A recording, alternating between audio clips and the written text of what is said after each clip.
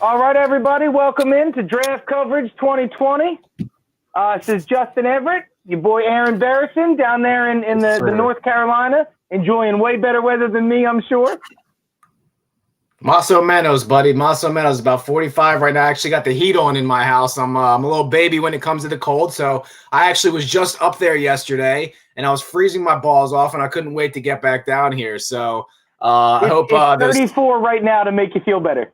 Yeah, all those sig breaks at work, but I don't know how you do it. All right, so let's get straight into it, bro. Where do we want to start? So there's some stuff that, I guess we got to start with the Sixers, right? Because, we are a Philadelphia podcast here. So recently, within the last couple hours, Daryl Morey has made his first big move, something we've been just waiting for almost what feels like too long, even though he got it done before the season. Al Horford has been moved, and Danny Green, this is the second time he's been moved in a week, so you got to wonder how he's feeling if he was like searching for houses in Oklahoma City, and then he gets traded to the 76ers. So he gets traded to the Sixers. Horford goes to the Oklahoma City Thunder, who are just hoarding draft capital right now. And we also send a 2021 protected first-round pick. So not going to see that go away for 5 years. And tonight's pick at number 34, which I believe we have 4 or 5 second-round picks, so not really a big deal unless you love someone right there. How do you feel about getting rid of Horford's contract? What's it mean for the Sixers? And did you happen to see his sister's tweets? So the big thing, I did not, just did I see. The big thing to me about this trade is it gets you under the luxury tax. Up until this moment, 3 hours ago when this happened, the Sixers had a mid-level exception and nothing else to work with in free agency this year. Now we're a little bit under the luxury tax. I do not think that this is the only trade. You and I have been talking all day long. The Sixers are getting tied a lot right now into Bradley Beal coming out of Washington, into Zach LaVine coming out of Chicago. There's a lot of momentum behind those two players coming to Philadelphia, and I think this was the precursor to have to take on some shitty contract to get that guy. I think Daryl Morey's really trying his best to only need a mid-level exception. Danny Green, to me, is the perfect guy for this offense. He's a catch-and-shoot 3-and-D defender. It's a guy you want to put on the floor between Ben and Joe. He's a guy that can start and play 25 minutes if you need him to be. He's also a guy that can come in 60 minutes a game and hit big shots for you. I think the big deal, though, dude, is getting rid of that Horford contract. Oklahoma City's obviously chasing the floor. They're not trying to compete. They've gotten rid of Chris Paul's contract. They need to get to the cap floor somehow, some way. And for them, again, dude, they're a team that's going to sit in the lottery for the next 5 years, and they're where the Sixers were 8 years ago. So I'm excited to see what the next move is, because there's no way this is it. Yeah, so people are like trashing Danny Green because he didn't have a good performance for most of that playoff run last year. But this guy's won championships with San Antonio. He was coached by Greg Popovich. He went to Toronto, won a championship there, was coached by Nick Nurse, and then he goes to LA, and then he wins a championship there, and he's coached by Frank Vogel. So he's played for all good coaches. He knows how to play. He's a high IQ player. The thing that people aren't seeing, they're saying, oh my God, Danny Green's washed up. First of all, Danny Green's 33 years old. Danny Green proved last year he's got a lot of basketball left in him, and he hasn't lost much athleticism. He got a random drug test last year because he went up for a dunk and just yammed on a couple people at 33, and they hadn't seen him do that in a couple years. The second thing is, no matter how bad Danny Green's shooting at any given time, he's done so much of that in his NBA career at a high rate that even if he's 0 for 20 in the game, you have to get out and guard him. So none of that really matters. People are making a big deal out of this last playoff run. This guy shows you that he's a winner in three different teams with 3 different coaches. I was a little weary of the fact they gave up a first-round pick, but then I realized it's protected in 2025, and we got rid of Horford's contract. Now, the numbers, Justin, Horford was making $25 million, and Danny Green is actually making $15 million, so you're only cutting about $10 million, but you're cutting 3 years off the end of the contract. So you were about to be stuck with Horford for much longer and way past his prime from what he showed you last year, and you get a 3-and-D guy in return. For sure, dude. I mean, I think that you got a guy that complements exactly what you're looking to do. I mean, Daryl Morey did not mince words when he was asked about it. He wants to build a winner around these two cornerstones that he's got in Ben Simmons and Joel Embiid. And how do you do that? You surround them with shooters. We were talking earlier, I would love to see today end with Bradley Beal or Zach LaVine without having to sacrifice Tobias Harris, because I think it would be an unbelievably potent starting five if you could keep him. I think that this is exactly what we should have expected. We knew that we needed to offload some of this salary, and I think that this is a precursor to a bigger move. I don't believe that it's James Harden. I'm so far out on that. I don't think that they have enough. I mean, Brooklyn's going to sell the farm. Let's be real. Brooklyn's going to give Karis LeVert. Brooklyn's going to give Spencer Dinwiddie. They'll include one of the big guys in Jared Allen or DeAndre Jordan, and they'll sell every pick that they've got because Brooklyn is selling out to go win now with all these guys. So I think that Harden is dead, and I'm okay with that. If my consolation prize is Bradley Beal or Zach LaVine, I'm all right with my consolation prize. Well, you know how big I am on Zach LaVine, but we'll get to that in a second. I think he's one of the most up-and-coming players in the league. And he's going to be the MVP soon, I bet. In the next 5 years, maybe. So at some point, Just, listen, to be honest with you, I don't think there's a real big chance that Harden goes anywhere, and I'll tell you why, because we actually discussed this on Sunday, and there's some reports that came out. I don't know if it was from Sham or it was someone reputable, but I mentioned this on Sunday. If you're Kyrie Irving and even, KD, first of all, if you're the Houston Rockets, you're not giving up James Harden unless you're getting Kyrie Irving. So you're just not doing it. It doesn't make any sense for you to do that. James Harden can be as unhappy as he wants. You have to get some stuff back. A package that includes Karis LeVert's a good package, but it's not giving you near the compensation of a former and potential future MVP candidate. An MVP player. The second thing is, if Harden goes to the Nets, Kyrie knows immediately he's the third option on the team. He's aware right now he's the second one. He's aware of that, right? So if James Harden comes, Kyrie Irving's best attribute is scoring. The absolute thing he does best. And if you get James Harden on that team, there's going to be two guys that are better at him than what he does best, and that's supposed to work out for Brooklyn. It just doesn't make any sense for me. People are talking about this trade, and I don't feel like it's going to happen. I believe because Kyrie doesn't want it to happen, and I know the Nets believe that if they give up Kyrie Irving, they're going to piss off Kevin Durant because Kevin Durant went there to play with Kyrie Irving. He can want James Harden all he wants, but the money has to work as well. Yeah, but I mean, do you think that if you were really given the option, if you're Kevin Durant and you're given the option of James Harden or Kyrie Irving, that anybody picks Kyrie Irving? I mean, Kyrie has done, we've talked about this countless times. Kyrie's done nothing but prove to us, time in and time out, to every team he's been a part of, he just shows up small. He's selfish. He needs to have the ball. He's not the guy that goes over and dominates a game. That's the reason why he's number two to Kevin Durant. Kevin Durant's the better player. If I'm Kevin Durant, I'm much happier in a system with James Harden. I could give a shit about how Kyrie Irving feels about it. For sure. But you guys made a pact to go to Brooklyn together, and you haven't even had a chance to play a game together. And then you go up to the owner and management, and you're like, "Oh no, if we can get James, like I would do it. If I'm the Nets, I would do it. That's not my issue. My issue is being a franchise that's a reputable franchise, that's someone that players want to come play for because you keep your word and you built something there. And now just because someone wants out of another place and you think that they're a better player, you're just like, oh, okay, like we're not even going to give you guys a chance. I would do that all day. Bro, we're talking about the Brooklyn Nets. You think they give a shit about their word to their players? Come on, man. They don't care about any of that. They're a newer franchise. They have to. They are a garbage franchise that has been a garbage franchise that will stay a garbage franchise no matter what happens. They're still new. They're still new. This is a franchise that decide they're new. They're new because they moved to Brooklyn. The New Jersey Nets were around a long time, bud. This is a franchise. This is a franchise that since they were in New Jersey and had Jason Kidd and Vince Carter on the same team, have not been able to figure it out. They just can't do it. They're not that good. They're all after star power. They're a New York franchise, and all they want to do is plop asses in seats. Kyrie and Kevin Durant are not a tandem that wins. Everybody, including the Brooklyn Nets, knows that.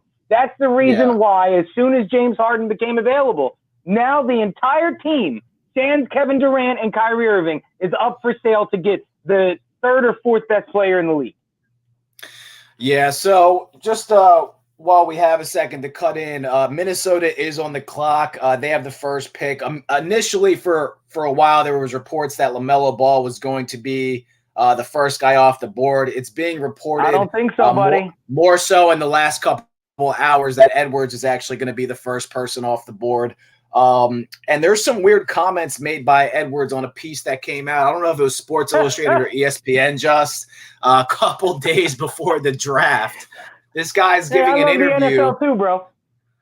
Man, this guy's giving an interview, and I'll tell you his reasons too. This guy's giving an interview, and he says that he doesn't watch basketball. The only reason he's playing it is because he dunked one day, and he's like, "Oh, I got a route to the NBA in this." And if the NFL called, he would go to the NFL over the NBA because, not quote unquote, but something along the lines is they're allowed to spike the ball and dance and celebrate when they score touchdowns, and you can't really do that in the NBA. One of the weirdest, most immature, you have to be coached on this stuff because we have to remember, Just, these guys are like 18, 19 years old. So, what is the coach, the agent, and the mentors doing to allow him to get into an interview where he answers a question like that? And he's one of the best 2 or 3 overall players in the draft has a chance to go number 1. And he's saying, you're allowed to have passions, right? We worked at a car dealership together.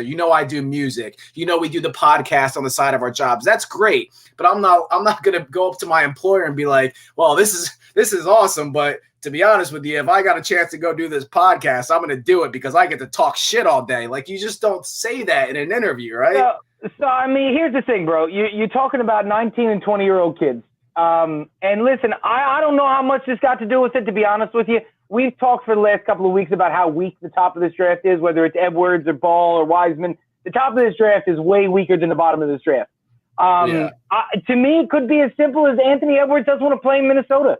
I mean, maybe it's just that. Maybe it's just he's trying to talk as much shit as he can to convince the Timberwolves that he does not want to play basketball. So the Timberwolves either A, pass on him, and with the Klay Thompson injury news, if Anthony Edwards is on the board at number 2, Golden State's not trading that pick. They're drafting Anthony Edwards. That's what they're going to do. Yeah. I think a lot of it's probably that. And again, the most of it, he's just a dumb kid, bro. You remember being 19 and 20? I mean, we ain't far from that. We're not 50 years old, you and me.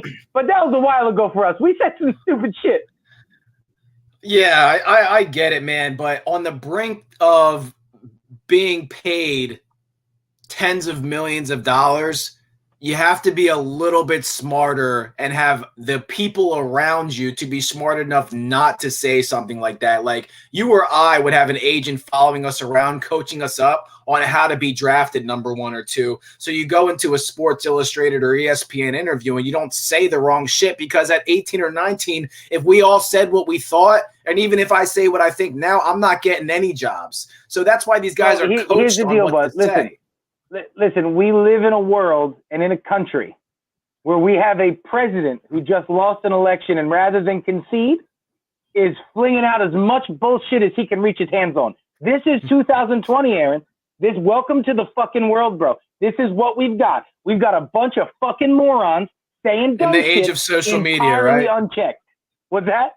Yeah, in the age of social media as well. So Minnesota's pick. Minnesota is on the clock. The pick is in. It's about to be announced. Got to be Anthony Edwards, bro. I can't imagine they go any other way. And we'll see who it is. By the way, me and Justin were discussing this. If I'm the 1, 2, or 3 pick, I'm trying to trade. If I can trade back to 4, 5, or 6, my personal opinion, Obi Toppin is the most well-rounded player in this draft. We'll see how it pans out. That's not who the Timberwolves are going to be after, obviously. He's not projected to go that high. Kid's a stud. Here we go. I'm with you on Obi Toppin. I think he's that good. Here he comes. What do we got? What do you think? You think Edwards? Yeah, I think Edwards. 2020 NBA Draft. The Minnesota Timberwolves select Anthony Edwards from the University. There it is. Okay. So we talked about this situation actually on Sunday because remember I said I was like, is there any chance at all that if you're Golden State and LaMelo Ball doesn't get taken number one? Now I don't think they're going to do this. I think they're on Wiseman. I think he fits what they're trying to do. My thought process was if you're about to be running with shooters, do you give LaMelo Ball the key to kind of be passing this ball around? Well, see, listen. Here's the question. Are you going to move Steph Curry from a primary point to a primary two? If you're going to move Steph Curry off the ball, LaMelo will work. How well will he work? I don't know. I've told you 1,000 times. That motherfucker's last name is Ball. I don't trust him, period. I don't think he's a winner. I don't think he's a guy that can get his shit together. I just don't see that out of a Ball brother. I don't see it. To me, if this is the way that the Golden State Warriors are going to go, even if they can't trade out of 2, let's say they can't go from like 2 to 5 and trade down. To me, the guy for them is Tyrese Halliburton. He's a guy that plays the 1 and the 2. He's got a smooth shot, and he comes with none of the bullshit that LaMelo Ball comes with. I wouldn't touch LaMelo Ball with a 12-foot pole. Yeah, the issue is that you can't move. So Klay just got injured, by the way. For anyone who's watching right now, there's been a reported injury on Klay Thompson, something to do with his knee. It's not being reported how bad the injury is, but if they move away from Wiseman on this pick, that might tell us something about how bad they think Klay Thompson's injury is. So we'll look out for that. Wiseman's supposed to be. On top of that, even if they trade out, and don't pick different, if they trade out, that Klay Thompson injury is real. Yeah, because if he's healthy, it's real easy to just be safe and pick Wiseman here, right? The 7-foot guy with a 7'6" wingspan that can get up and down the floor. He's been his ceiling has been compared to David Robinson. Now it's hard to compare anybody's ceiling to David Robinson, but that's his ceiling. He plays like him. He's a lefty. He's got floaters. He's good, with his back to the basket. He has a little jumper. But if they don't have a shooting guard and the whole concept of the Golden State Warriors is based on spacing the floor, you have to think that they're going to address that because they just pulled in Andrew Wiggins, who's not a guy that's going to be able to space the floor. And Draymond Green is not a guy that really spaces the floor either. So let's say that Klay is hurt and it's serious. Do they not try to go Wiseman because since Steve Kerr's this fucking incredible coach, which I think we both agree he isn't, you got a real 7-footer running the pick and roll with Steph Curry. You still have a pretty potent offense. I mean, I know you're not running a pop for Wiseman because he doesn't have any distance or any range on his shot. But if you run a pick and roll with Steph Curry and any 7-footer, you've got a pretty potent offense.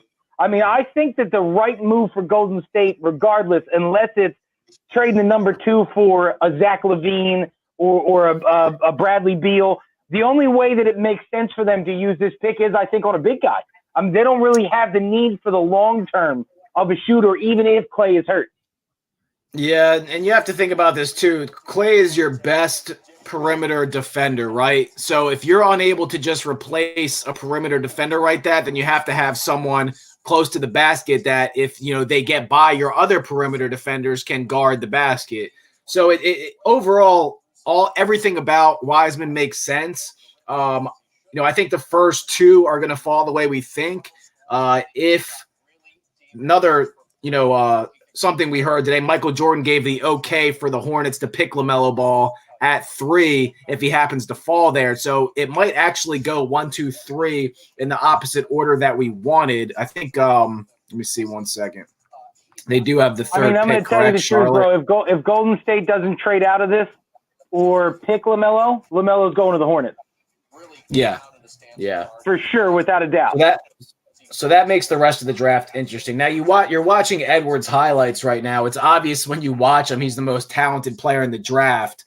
The comments I don't think he has the highest ceiling. I think he's just ready to play right now, and he's the most talented player right this second. Wiseman you're not getting Dwayne Wade. You're not getting Dwayne Wade out of Anthony Edwards. He's not going to become a great 2 guard, but he's going to be, again, dude, this is just a weak draft. It's like James Wiseman. What are we looking at realistically? Let's not talk about the top ceiling. Realistically, what are we looking at? We talked about it before. We're looking at DeAndre Jordan. We're looking at Tom Whiteside. These are the top guys. I mean, that's what these guys are. Now, not for nothing, if DeAndre Jordan or someone like that, or at the very ceiling, Rudy Gobert is drafted to the Golden State Warriors, their career might play out a little bit differently, but they've both done pretty well for themselves in the NBA, just maybe not what you want out of the number 2 player selected in the draft. The Warriors pick is in, and we're about to see what that is. I'm really curious about this one, man. I'm surprised that James Wiseman. I would think we're going to see a trade in the top 3, but I don't know.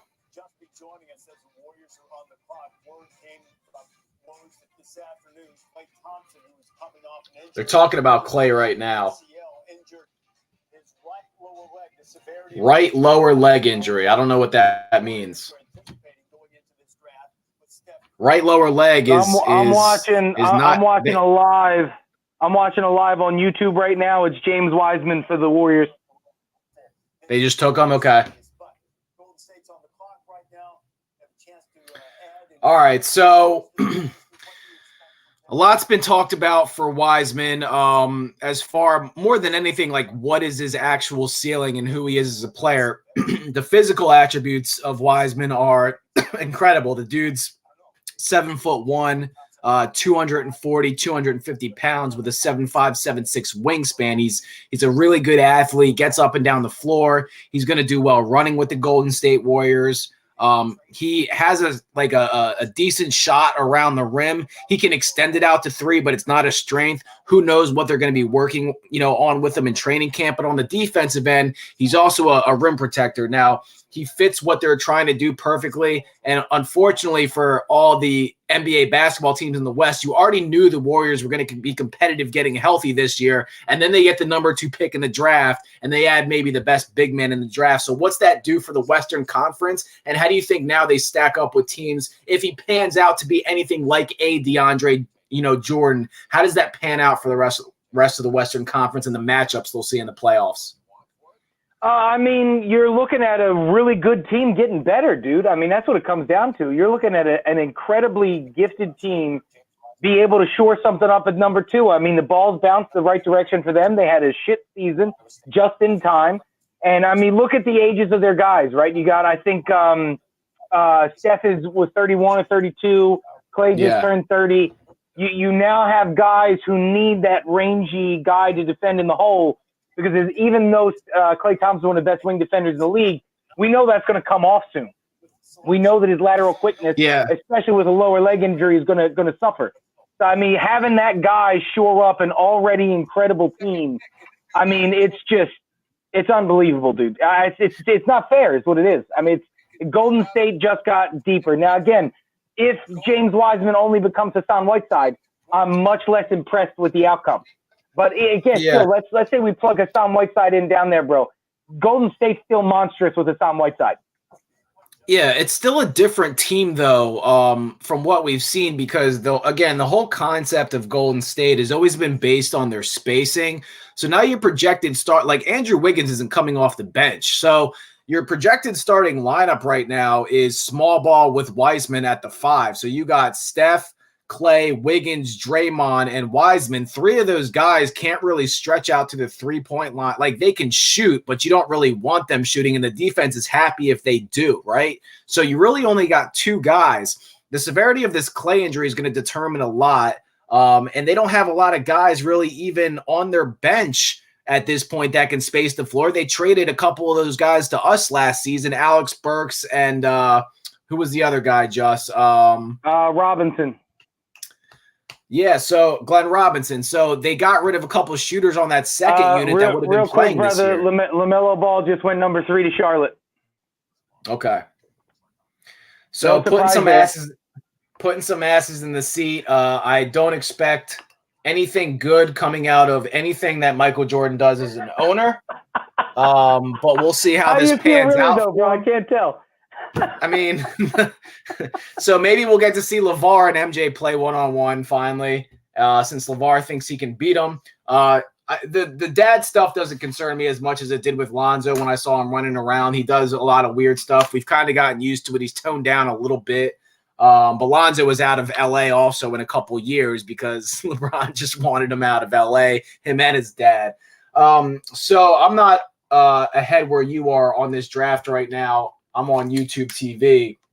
But LaMelo Ball is going to put some butts in the seat. And that's about the most you can expect. We're going to see what he can do offensively because he's, at this point, their second best scoring option, maybe, right off the bat. Who are you putting above LaMelo? Graham? Maybe Rozier. Definitely No, Graham. You gotta go definitely Graham over Terry Rozier. Yeah, definitely Graham. So he's maybe the third, right? To be like honestly, LaMelo to me, bro. I'll tell you the truth. I like LaMelo ending up in Charlotte for one reason only. He's going to be behind the 8 ball compared to the other 2 guards that they already have. Graham and Terry Rozier are right now today probably better NBA point guards than LaMelo could be because he's never played in NBA basketball. So to me, this is putting LaMelo in a position Lonzo never had. Lonzo went to a Laker team where he could take over day one, and they tried that. And he's just not that good. He was overhyped. And every ball brother to me is overhyped. I watched LaMelo play in high school. I watched LaMelo play overseas. I don't see any one thing in particular that makes me go, wow, about LaMelo Ball. I get that he's got great vision. He has good IQ. He's a great passer, but not any better than any of the other passers in the league. He has a wow. There's a wow factor there, and the wow factor is that he's just grown into a 6'8" frame. He can see over top of anything. He's a great passer. He knows how the play is going to develop because his basketball IQ is very high, and he gets the ball where it needs to go. I'm going to disagree with the fact that he's not that much better than any NBA passers. He's going to come into the league and I believe be a top 10 passer right off the bat. But if you're not a scoring threat, your passing suffers a little bit. And he's got a shot that looks like my right now today, day one of LaMelo Ball's career, what he will be day one at the top, my comparison? No. At his very best, day one is Rajon Rondo. I don't like his scoring touch. I don't like his ability to put the ball in the bucket. I think he does have good vision. But what is Rajon Rondo doing for the Charlotte Hornets in his prime? Nothing. What did Terry Rozier do? Nothing. You're not going to have, until LaMelo becomes a 45-point scorer on a team like Charlotte, you do nothing. The reason why Charlotte looked like a Midland team with Kemba Walker is because Kemba Walker is an above-average passer, but he is an extremely above-average scorer. And that's not what you get out of LaMelo, bro. You just don't have that. This is why I'm not in any way, shape, or form impressed by anything that LaMelo has done. And I don't see big things out of him, bro. I agree with you that Obi Toppin is the top of the draft to me. I think he's the most ready. And I think he also has the highest ceiling. I think he's a guy that's ready today, but is also going to give you a lot more in the future. I think LaMelo might be the 5th or 6th best player in this draft.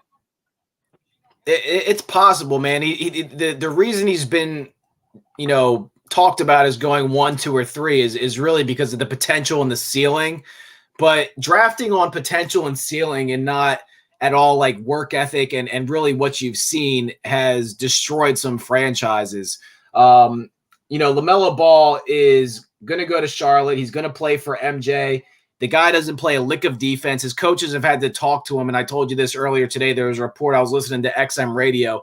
His coaches had to sit him down and say, I don't even care if you don't play defense or don't give an effort to play defense. You have to pretend that you're giving an effort. It wasn't pretend to go out there and try hard on defense. It was, hey, man, can you just pretend that you care about playing defense? And that's a big problem. Like, if that translates to the NBA from Europe, that's going to be a big problem. So if he goes to a team like the Golden State Warriors and he's got vets in his ear and Draymond and Claire like, yo, bro, play defense or you're going to be sitting on the fucking bench anyway, then that's one thing. He's going to Charlotte. There's no one there that's going to be like, yo, number 3 pick, bro, you better fucking play, because they don't have any players like that. They don't have the leaders. They don't have the vets. They don't even have the coach or the owner to be able to come down and say that, because we know that MJ's really hasn't been a great owner in the NBA either. The whole situation in that franchise has never gone the way he's wanted it to go.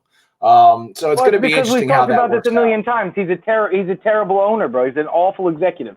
And Michael Jordan is a guy that was a great player that's not a good executive. There's a million of them. You know who else was? Larry Bird. Larry Bird couldn't be an executive or a coach on a team. He was terrible. I'm not taking away what the guy was as a player, but you're just not good. Where do you think the Bulls go, bro? Do you think the Bulls go Topin here? Toppin is for, again, whatever reason, probably going to fall. Toppin is he's not. Him and Levine are almost the same size with the same. Pause. It just came in. Patrick Williams, small forward out of Florida State. All right, so Patrick Williams is a guy I was listening to his coach talk about on XM earlier. 6'8". He's 225 pounds, got a 7-foot wingspan. He's actually a pretty good shooter. He can step into spot up threes. He hits 84% of his free throws, and he's the second youngest player in the draft class, which people absolutely obviously love. He's a 3-and-D combo forward. It's a little surprising the Bulls went this way. I don't know if they're thinking about going to Detroit. Yeah, it's a weird fit because Markkanen's there and Zach LaVine's there. They're obviously going to be able to space the floor, but they must feel like they're going to be moving some guys. I mean, Zach LaVine is a shooting guard / small forward. They can play them together, obviously, but they're looking for some firepower, I guess, and he might fit that mold. Yeah, I mean, I guess you're putting Lauri Markkanen at the 5. You'd have to put LaVine at the 3 and start Williams at the 4. I think that this is just upside, bro. I think they're looking at a guy that's a 3-4 hybrid forward that has shooting ability. Again, we're not going to say it's great because he's 19 years old and didn't play much. I think this is just all upside for Chicago. Chicago's in a position right now where they're weighing trading Zach LaVine. When you're weighing trading Zach LaVine, you are weighing being a fringe playoff team or moving on somewhere else to do something else and maybe sitting back and letting some shit come to you. If you trade Zach LaVine, you're not a fringe playoff team. You may be the 10 seed and qualify for this play-in tournament, but you're probably not going to win much. So, I mean, this to me is just a high upside for Chicago where they feel like if they do move on from Zach LaVine and get some good assets back, they've got a 19-year-old kid they might be able to make something happen with. Yeah, he's very raw, and again, very young, and we'll see how that works out for them. He actually, to show you how raw he is, he posted the 3rd worst assist to turnover ratio among projected draft picks who aren't big men. So it's a raw talent. I don't know how any of that translates to the NBA. He was, I believe, 9th or 10th on ESPN's big board. And we'll see how that works out for him. They might really be in line to move Zach LaVine at some point in this draft. I hope it's to the Sixers. We both do, but we'll see what happens with that. So in the middle of this, how far away are we from the next pick, Just? Probably just a couple minutes. Okay. Nothing in yet. So the Sixers have which pick in this draft? The 21st? 21. Okay. So in between, at some point, I do want to take a break, and I want to talk about those Peterson press conferences with you as well. Bro, this one that happened today was such a fucking waste of time. It was a 180 from the other day. It was the same bullshit answers he always gives. It was entirely different. It was less volatile, but he gave no fucking information again. And all he did was spend the entire press conference taking away the heat off Carson Wentz, trying to blame it on every fucking thing else but Carson Wentz or Doug Peterson. Listen, motherfucker, you're the head coach. You're calling plays terribly. Give up the fucking play calling and let us see what we can make happen. Fucking unreal. I would never say you could never bet me any money before this season that I would say I miss Mike Groh as an offensive coordinator. I fucking miss Mike Groh. I miss Mike Groh. It's that bad. For real, bro. Yo, I got to go grab my phone charger, but I'll be right back. All right. All right, so again, big facts. We're watching the NBA draft, giving you live commentary. Justin went to grab his phone charger. Sixers earlier, if you didn't catch it again, they traded Al Horford and the rights to their overseas European player who's probably never going to come over. And they got back Danny Green and Ferguson from the Oklahoma City Thunder. They're also going to be giving up a first-round protected pick in 2025 and the 34th pick, which is a second-round pick in this year's draft. So they're able to unload the Horford contract. They brought back a 33-year-old 3-and-D player that's won 3 championships. I think is going to have a big impact on Matisse Thybulle, and also gives them the advantage to be able to spread the floor and gives them another perimeter defender. So I like the pick, and we'll see how it – or I like the trade, and obviously getting rid of Horford for the next 3 years is huge for them.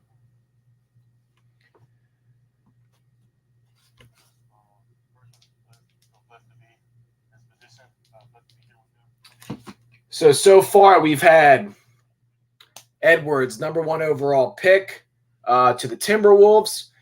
We had Wiseman go second to the Golden State Warriors. We had LaMelo Ball go third to the Charlotte Hornets. And now we've had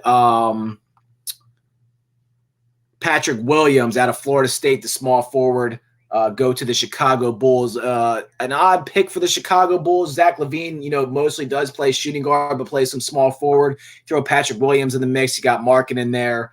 Firepower offensively, but I think they're making a move where they think, they see some upside in this kid, and they think they might be trading Zach LaVine. So we'll see what happens.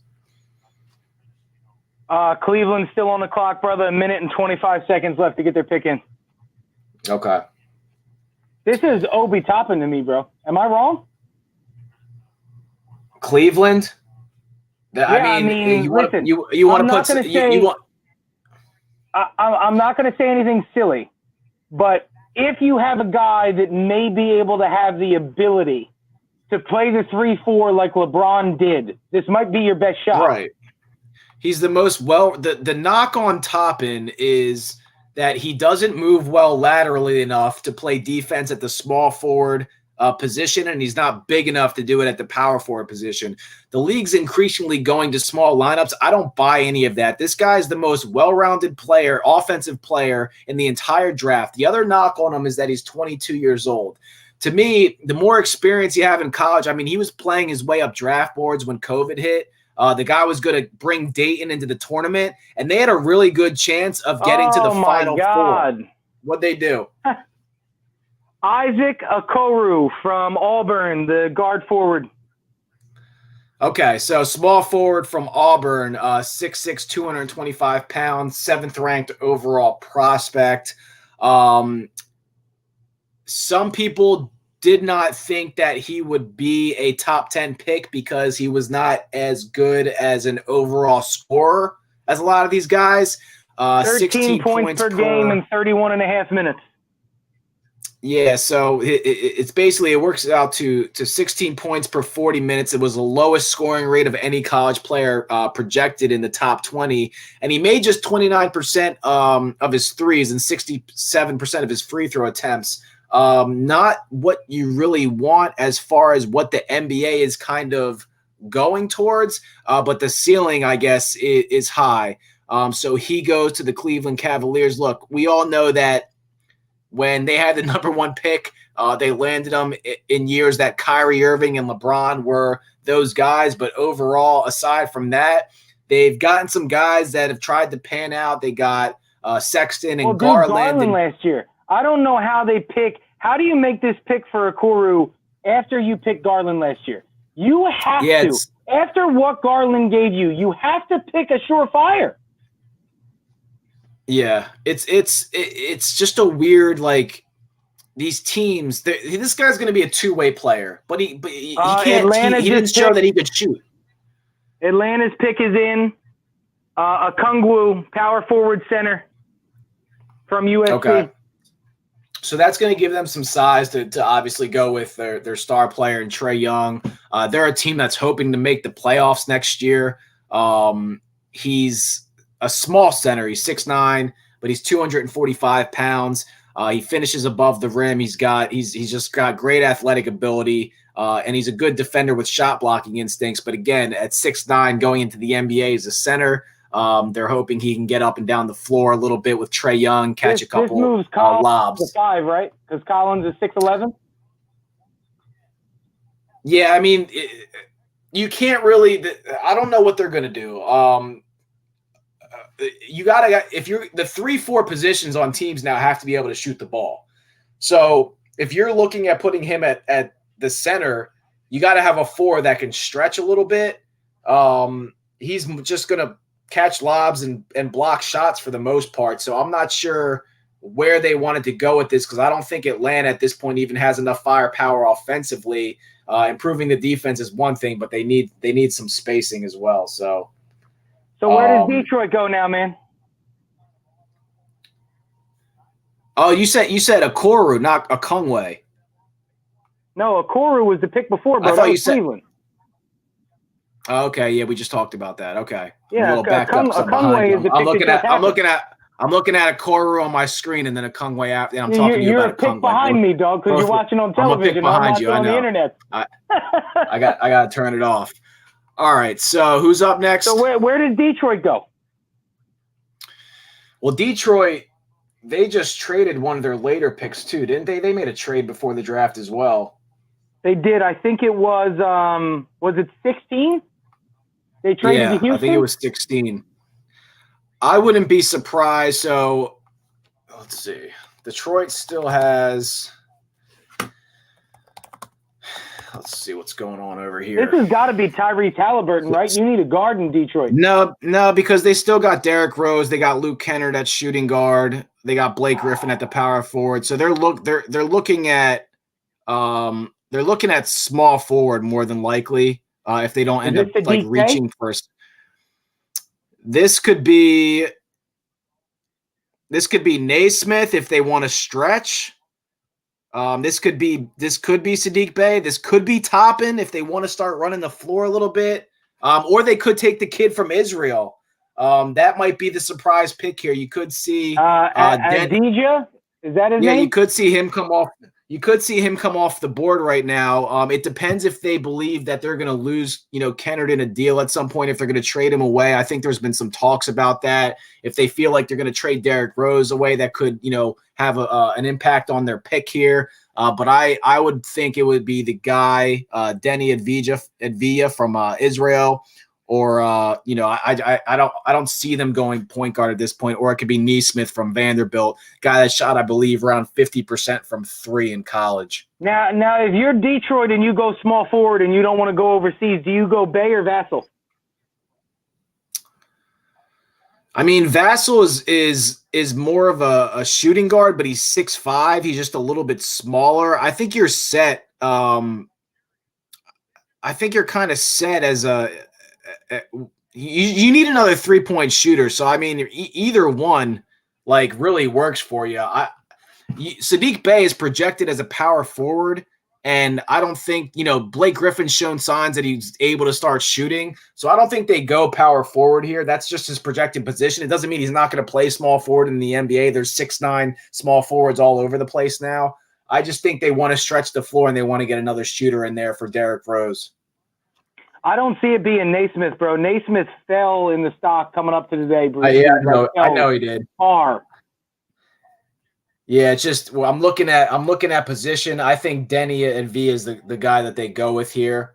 I'm still waiting for Toppin to go off the board anywhere. I just think he can play any position. So nothing at this point. I don't think you can take Toppin to Detroit, bro. I think the fact that, first of all, Toppin's too small to play center. I don't care what anybody says. He's too small. Oh yeah, he's not going to play center. You're not going to replace Blake Griffin, and you're not going to have Blake Griffin play the 5 to stretch out because, quite frankly, in my opinion, in the last 3 years, Blake Griffin is soft in the hole. He's always been a soft hole defender to me, but he's gotten worse over the last couple of years. You can't bring a guy whose natural position is the 4 when you have Blake Griffin on your team, unless Blake Griffin's going somewhere. And with a max contract, that's not likely. Yeah, he goes out to the 3-point line now too, man. He's not banging inside with anybody. So they could just take the center for defensive purposes. Detroit Pistons select point guard Killian Hayes. Okay. So people were high on Hayes, but also kind of scared to touch him. Hayes is a prospect out of France.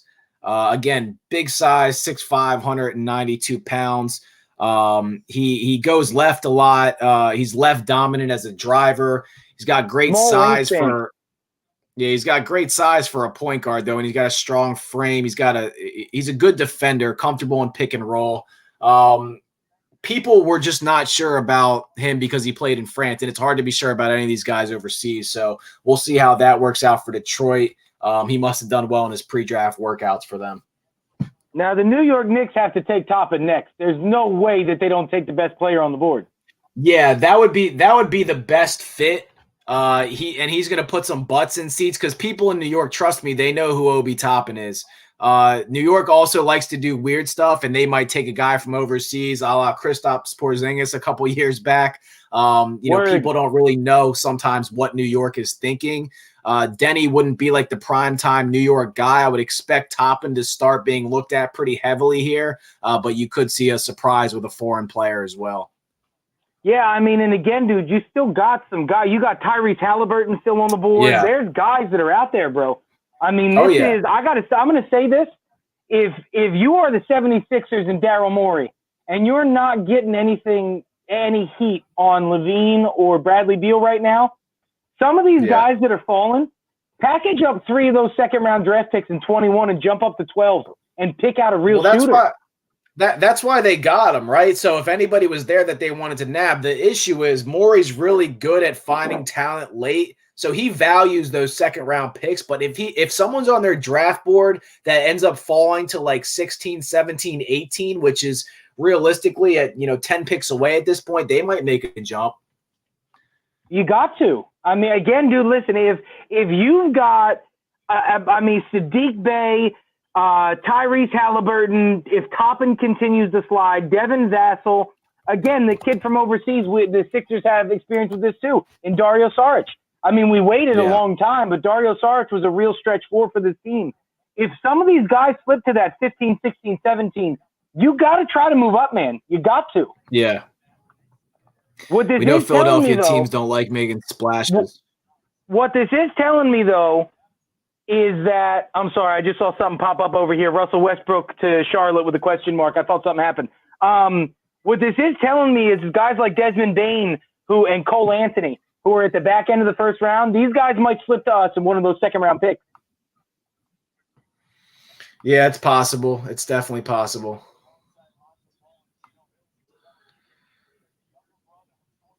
I would be surprised if New York doesn't look real hard at Toppin right now. I mean, they're going over right now. They're starting 5. You've got Julius Randle, Kevin Knox, and Mitchell Robinson. I mean, are those guys do-awayable? I think so. I mean, Kevin Knox, I get. Like, he's a good player. He's got. He's young. Upside. He's young. Yeah. Mitchell Robinson, same. But Julius Randle, I mean, since LA and he got that big contract, he's been nothing.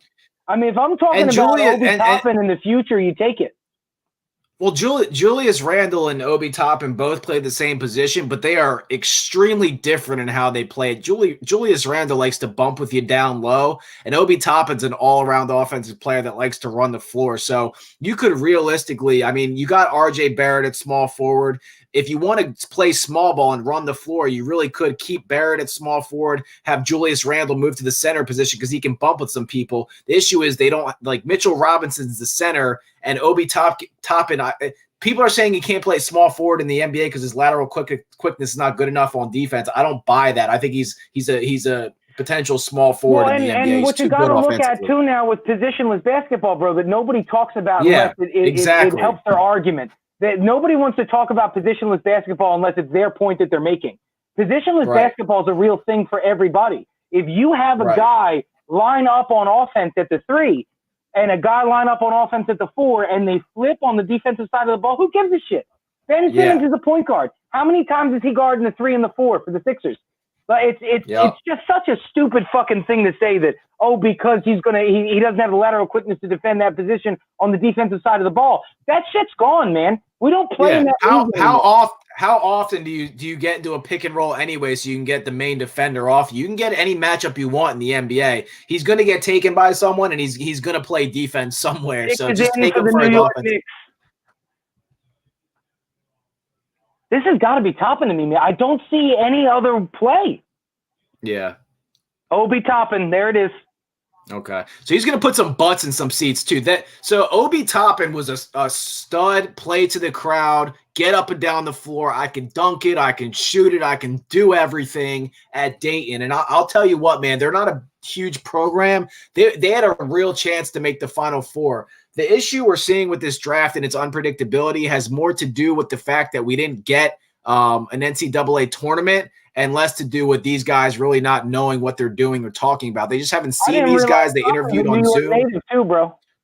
It's a perfect fit. I mean, for that New York market, he's going to bring immediate energy to that arena. I mean, it's a great pickup. Now, again, we don't have fans right now, but the following season we will have fans, so it's something to look out for. Watch it explode. He's going to be great in an empty gym right now.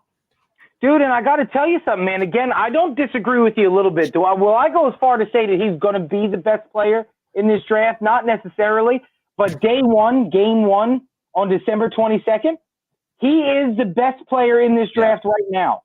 And it's because of his age. I mean, It's because he's got the ability to go out there and not be blinded by those lights, bro. That's a big thing. He's a fun player to watch, man. They don't like his upside on the defensive end, but at the end of the day, man, there's a lot of guys that are offensively gifted, and those are the guys that run the league. People don't like Harden on defense. People don't like Doncic on defense. Now, I'm not saying he's Harden or Doncic, but he's the most all-rounded offensive player in this draft right now. So you got to look at that. Now, Washington, where's Washington go? They need fucking everything. They're a mess, man, and they're a mess for a couple reasons. The first reason is they got Bradley Beal. They might be looking – they're not looking – nobody's looking to deal a Bradley Beal, but you can imagine that Beal probably wants out of there. They have a true shooting guard and they have a true point guard. Their true point guard's always injured. So you would think at this point they're going to take they got a shooting small forward as well. They need a big guy. A guy that gets up and down the floor. They need some athleticism, but they also need the kid from Israel here. It fits their offense because he's got length and he can shoot. The issue is he's not going to be good for 2 to 3 years in the NBA. I mean, that's really what it comes down to. No, he's not going to be good off the bat because he couldn't play pro ball overseas. So he's not going to play pro ball and come in immediately and play well in the NBA. He's a project. And that's why people are on the same floor as Bradley Beal overseas, dog. If they think they're going to move Beal, they might take a shooting guard. I would say it might be one of these big guys. Here's a question for you. John Wall is over, right? Like, we know this now. I don't give a shit about the stories I'm reading that he's healthy finally. Like, you're thinking Halliburton, but you don't want to. You're thinking Halliburton, but you don't want to piss off. If John Wall's coming back to play, you don't want to draft a point guard just in case he comes back to play and he plays well. Why the fuck would I assume John Wall's coming back? Especially because if John Wall does come back, not that I'm going to get a lot for him. He's getting paid. First-round pick for John Wall. I can send John Wall somewhere right now and get a middle first-round draft pick. Well, so they're discussing a trade. Weren't they discussing Westbrook for Wall? So they're just talking about swapping point guards. And realistically, one team's trying to just give a jump to their franchise, and the other person wants Westbrook to come in and run it, which, it doesn't make sense. I think they're both players that they don't give you much addition by adding them to your franchise. I don't know, man. I think they think Wall's going to be back with Beal next year and want to see how it works out. So I can see him taking the kid from Israel, or I can see them, going with the next best big man, which at this point I guess would be Precious Achiuwa. Left on the board? Yeah, I mean, he's you've got Jaylen Smith. You've got Saddiq Bey as a 4. Saddiq Bey is projected to go a little bit lower, I think, though. I don't think Saddiq Bey is going to be picked to the middle of the round. So if they want, Saddiq Bey is going to go number 10 to Phoenix to go play with Chris Paul. Who's their small and power forwards? They got let's see. The Suns have a well-rounded roster right now. They got Bridges at small forward. They got Oubre at small forward, so they're not going to go with a small forward. They got Booker at point guard and Chris Paul. Well, he's going to move to shooting guard. Chris Paul is going to be your point. And then they got Ayton at center. So they're in line for a power forward. They got Saric, but Saric is – we know what Saric is. We know what Saric is. That's what Dario Saric is. Shit. Sadiq Bey is a good pickup for them at that spot if they think highly of him. They do have Frank Kaminsky, who plays well in spurts, but he's not, that consistent. But Precious Achua is actually graded higher than him, so we'll see how they have him graded on their board. They got enough shooters over in Phoenix, man. They might just want a guy that can run up and down the floor and play defense and be athletic. You don't know. Washington is taking their time, bro. What do you expect? I mean, again, dude, they don't know what they want. Yeah, you've got to think. If there's a team taking a while, that in my opinion is because they're looking at moving the pick, it's probably Washington. Washington has so many fucking holes. They need more. So, like, you look at the guys that are available right now, right? Like Halliburton. Look at teams that are down lower. Like, I know there's a lot of shit talking about Sacramento moving on from Buddy Hield. Houston, obviously, if Russell Westbrook goes, if Russell Westbrook and James Harden goes, there's teams that have a need for guard. And again, John Wall's a guy that's been talked about being moved. Bradley Beal's a guy talked about being moved. But if you're not moving any one of those big guys, you can arguably move down, stock up some draft picks next year after, second round, move back 5 spots. What are you missing? You know what I mean? There's no player for Washington that is changing the dynamic of their franchise in this draft. I'm surprised that there hasn't been trades down already. That's weird to me because we know how this draft is kind of going to go. Do me a favor while I got you on live. Send me that link that you're on so I can keep up with you. Yeah. Everybody's behind you. Yeah, Toppin's a great fit for New York. The New York Knicks fans right now are fucking pumped. I mean, they're like the winners of the draft right now. I just texted you, bro. All right.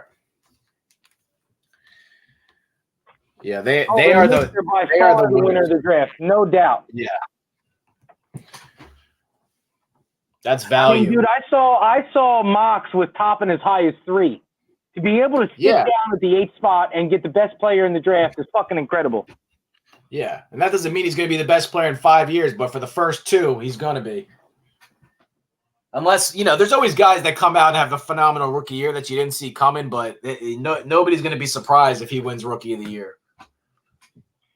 Oh, they took the kid from Israel. Okay. That's not surprising. All right. So that's a good – I mean, that just kind of fills the hole for Washington, realistically.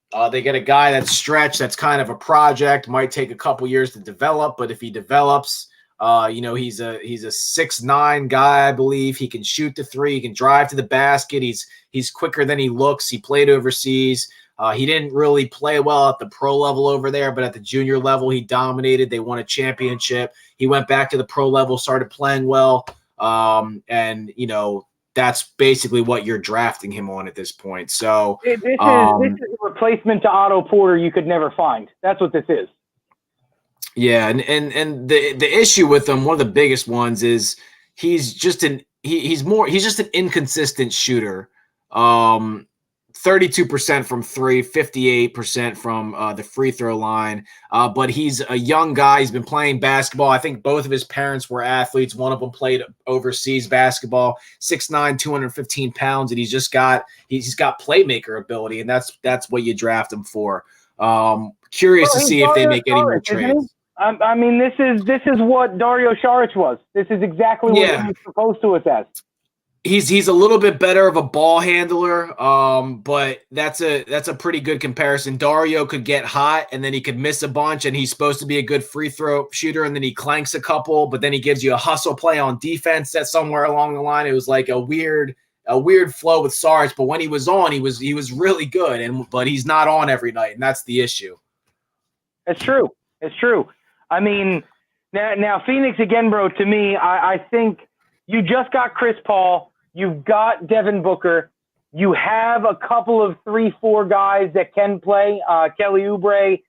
you got to take Saddiq Bey here. You have to take the best forward combo shooter that you can get. And right now that's available, that's Saddiq Bey. You're not taking Halliburton. You're not going to take a guard. So they had their power forward last year, Burton's, actually came about and played really, really well. Actually, the Sixers were trying to get him at one point. The thing with the Wizards is they kind of got a guy at every position except center, but there's no real like. If they took a center right now, they'd be reaching. That's their problem. There's no true centers left really until the bottom round, so they might trade this pick back. If they don't, they might just center. They have DeAndre Ayton. There's no point in them drafting. Oh, you're talking. Okay, Phoenix is up. I'm sorry. I keep getting messed up because I'm not with you. Okay, so I sent you the fucking link. I know I didn't go on it yet.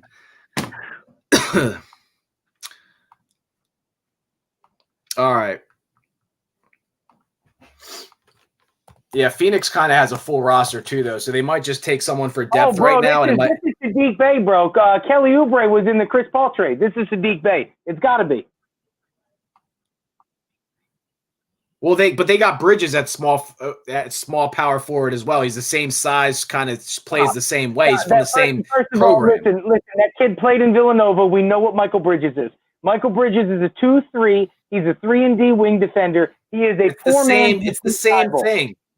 There's no. I don't think they go. Saddiq Bey is a 3-4, not a 2-3. Saddiq Bey can play the power forward. He's a guy that can stretch the floor. No, I know that. I didn't say he couldn't. I just don't think they're going to go that way here.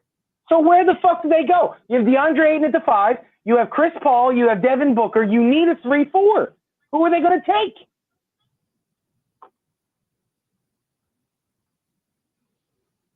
You think Precious? Is that what you think? I just wouldn't be. I just think that they're going. I think Precious would be probably the right pick. I think they're going to go with a guy that they think can kind of lead the scoring on their second unit. It might be Halliburton. It might be Vessel. There's a guy there that they saw that they think could do it. Kira Lewis Jr. is a fast up and down the court guy. They might get him to come in on the second unit. You just traded for Chris Paul, and you have. But they need a guy. It's not about their starting unit though. They got to round out their second unit for depth now. That's what I'm thinking. Top guard available at 10 to be a bench player for 15 minutes a game. There's no way. Well, that's what you're getting for the rest of this round. You're getting guys that you think could start, but probably going to play off the bench in their first year. Bro, but again, you've got guys. Saddiq Bey is a guy that can start. Halliburton is a guy that can start. You have guys left here. I mean, again, Precious is the only thing that makes sense to me that's not Saddiq Bey. It's a guy that's got range ability that plays the 3-4. That is what Phoenix is missing. Phoenix traded for Chris Paul and kept Devin Booker for a reason. They have Devin Booker, Chris Paul, DeAndre Ayton. They are in a win now, qualify now mode. I think it's gonna be Precious just because of his physical presence, and Chris Paul likes to throw lob passes, and they'll have guys on both sides of the ball to be able to do that. So I like City 3.0. They're a young athletic team, man. We'll see. You got Ayton there already, so. Phoenix. By the way, we got to have a trade soon. Am I right? By the way, no one's talking about this. This trade for Chris Paul, Devin Booker's Devin Booker, right? He's one of the best offensive players in the league. It's going to help him out. This trade for Chris Paul helps out DeAndre Ayton more than it does anybody else. Oh, for sure. It opens up DeAndre Ayton's game entirely. You can run a pick and roll now. Devin Booker is a guy off a pick and roll that's going to shoot every single time. Every time you run a pick and roll with Devin Booker, is to open up a shot for him. When you have Chris Paul can make the shot if it's open, but Chris Paul is also a point guard that can get it down to you in the hole on a mismatch. Yeah. Yeah, they might be trading this pick, or they're going to go with Precious. They're taking their fucking time, dude. We got to have a trade soon, bro. How we get to number 10 with no trades yet? That doesn't make any sense. The Spurs are on the clock next, by the way. And I never know what the hell the Spurs are going to do, because they usually pick at the bottom of the first round, and they get like a guy that ends up working out on their second unit, or a 3-and-D guy. So I got two maybes for what the Spurs do. Because, again, you look at the Spurs team, bro, what do they need? You know what I'm saying? Like, it's not that the Spurs are a complete team in any way, shape, or form, but what do they need? You've got a real three. You've got LaMarcus Aldridge, who is a 4-5. They need a shooting guard. Players. Huh? They need a shooting guard. They need a real scorer, like shooting guard that if the ball movement's not working the way they want, he can go get you an ISO. They don't have an ISO bucket guy. DeMar DeRozan is supposed to be that, but in that Spurs system, it doesn't quite work out that way for him, and he plays more of a small forward. I think they would go with a shooting guard because the best shooting guard on their roster right now is Lonnie Walker, and he's more of a high-flying shooting guard than he is like, get me a bucket or get me a three shooting guard. So I think if they went with a shooting guard, they'd be looking at a guy from Florida State, Devon Vessel, or they'd be looking at Tyrese Maxey from Kentucky, two programs that Pop is familiar with, knows where they're coming from, knows they were coached well. But the thing with them is like there's a shooting guard from Argentina that they just might go off the map and just be like, this is our guy. I don't know what Popovich or ownership ever thinks over there. So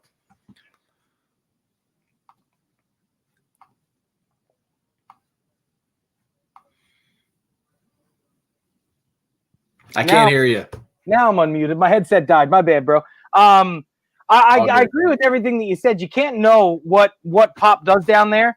I mean, to me though, you gotta have something serious come out of this draft because you're aging so fast. Who's the kid they got down there? Dejounte Murray plays point guard, mostly a point guard. Yeah. They've got Dejounte Murray, yeah. They have young guys that they found like they always do, but they don't have a guy down there that you look at and go, when DeMar DeRozan fades, when LaMarcus Aldridge finally fades, I've got this guy to go to. They definitely need to pull off something impressive. Yeah, I mean, they need just that pure scorer, man, and they don't usually draft that way. They draft guys that kind of fit the mold. But they're going to need someone at some point, and especially I think people were looking to pry DeRozan. I don't know if he's going to stay or go, but they're going to need LaMarcus Aldridge is not it, for you anymore. Yeah, no, I mean, listen, LaMarcus Aldridge is what LaMarcus Aldridge is. If you want to get the most out of him, you move him to be basically a stretch four. Kevin Love in Cleveland, that's what you get out of LaMarcus Aldridge at the tippity top. He's not a guy that can bang in the hole anymore. He's too old. His legs aren't there anymore. He doesn't give you enough oomph in the post anymore. He's not that guy. So, again, this is another one where if he made it down to San Antonio, was a guy like a Kungway, they need a big. They need a guy, but this is the problem also. They need a big and they need a two. They need a shooting ISO guard and they need a big. I think if Devon Vessel is there for the Spurs, the next pick, that's where he goes. You imagine so. You have maneuverability around that position. Yeah. Phoenix is taking forever, man. Know? Yeah, they're working some details out for something. There it is. Jaylen Smith, power forward from Maryland. Jaylen Smith, power forward from Maryland. So Jaylen Smith is a 6'10", 225-pound prospect, 7'2" wingspan. He played most of his minutes at the center position and is supposed to be able to play both big man spots, made 37% of his threes and 75% of his free throws, so he can shoot the ball a little bit. And he's a competitive guy. Towards the game. Yeah. So that pick was just a little, I guess, kind of what the NBA is becoming with big guys, and they're hoping that he can pan out that way for their roster. So he replaces Cam Johnson in the starting lineup. Chris Paul, Devin Booker, Michael Bridges, Jaylen Smith, and DeAndre Ayton will be your starting five. Yeah, and we had just said, we were talking power forward, but I just didn't think they would go with a guy that was projected that low, but obviously they like him enough. These guys see these guys and talk to these guys more than we do, so they know what they want, and that's the direction they decided to go. He only jumped a couple spots, bro. He was 13 on my board. Yeah, I mean, we were just talking about Saric over there and the fact that, like, you needed a surefire guy to replace him, and that's who they think is the guy that should start. Maybe Sarge comes off the bench, or maybe they swap at some point in the season. We'll see how that works out. Well, and what you get now out of Dario is a guy who can play minutes at the 3 and the 4 coming off the bench. So Dario can still get 20 minutes if he wants it. You're just playing multiple positions. You like Dario as a sixth man. You just don't know if you want him starting on your team. So. Oh, 100%. I'm 100% with you. All right, give me 1 second. I'm going to be right back with you, bro, and we'll go over the next pick. Let's take a quick break real quick, bro. Sounds good.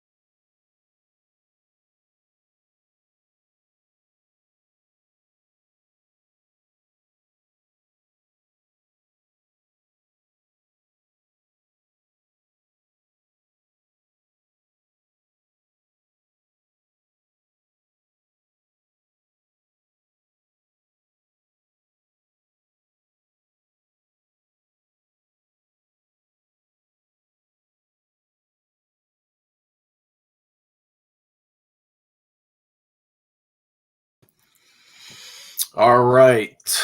Yo, brother, I got to go take care of something real quick, bro. I'm going to be going about 20 minutes. I'll be back before the Sixers pick, all right? All right, you got it. All right, man. All right, so we are watching again the NBA draft.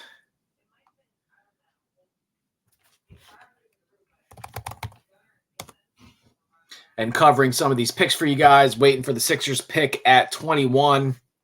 If you're just joining me and didn't hear the news earlier, which you probably did if you're a Sixers fan, the Sixers did and were able to dump the Al Horford contract. Earlier today, they got Danny Green back. They traded a future first-round pick, a protected first-round pick in 2025, the 34th pick of tonight's draft. They had a bunch of picks in the second round. They got rid of one of them. San Antonio is on the clock right now. San Antonio is lacking a little bit offensively. Sometimes they have trouble getting a bucket. They're always high effort on defense. You would never be surprised if they went with like a true 3-and-D guy. I would think Halliburton might go here, but at the same time, they're kind of stacked with point guards. Now, he's a little bit different point guard than what they have. I think they're going to go with a guy from a big school that's been well coached that, can get you a bucket, or a 3-and-D guy that can shoot. Naismith comes to mind from Vanderbilt. A guy like Vessel comes to mind from Florida State. Maxey from Kentucky. They just need kind of that guy that can either get you like really a 3 when you need it, or just like a pure score. But the problem is right now, again, they are kind of heavy at the point guard position, and it would be weird to see them draft another point guard. And some of the best remaining scorers in this draft are point guards. So we'll see where they go at this point. They have about 2 seconds on the clock. I think it's going to be Vessel or Aaron Nesmith. We'll see what they do. Eggnog.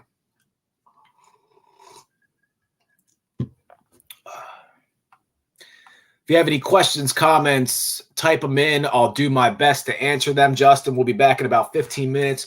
We also want to get into the Birds a little bit after the Sixers pick. So we'll discuss the Sixers pick. We'll give you a breakdown of the player they pick, and then we'll go into the Eagles for a little bit, and also we'll preview that next matchup on Sunday.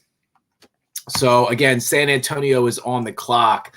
Now, the Spurs roster, again, is interesting because – they do have DeMar DeRozan, so they don't lack a pure scorer, but they're kind of heavy at that point guard position. They flip-flop between DeJounte Murray and Derek White. They have Lonnie Walker at a shooting guard. I think they go shooting guard here because Lonnie Walker really isn't the answer. He's kind of just this, run-the-floor athletic guy that can get you some highlight dunks, but they don't really have that true shooting guard. So it looks like their pick is in. And we'll see what they do, if they go for a true shooting guard or if they find someone to kind of fill out that second unit at small forward or center.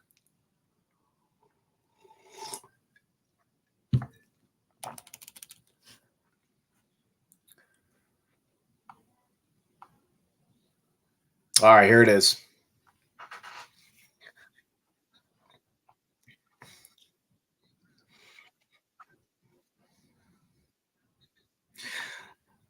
Devon Vessel. So I actually mentioned this to Justin just before the pick. So this is a good move for them. This is exactly what they were looking for. He actually went right where he was projected.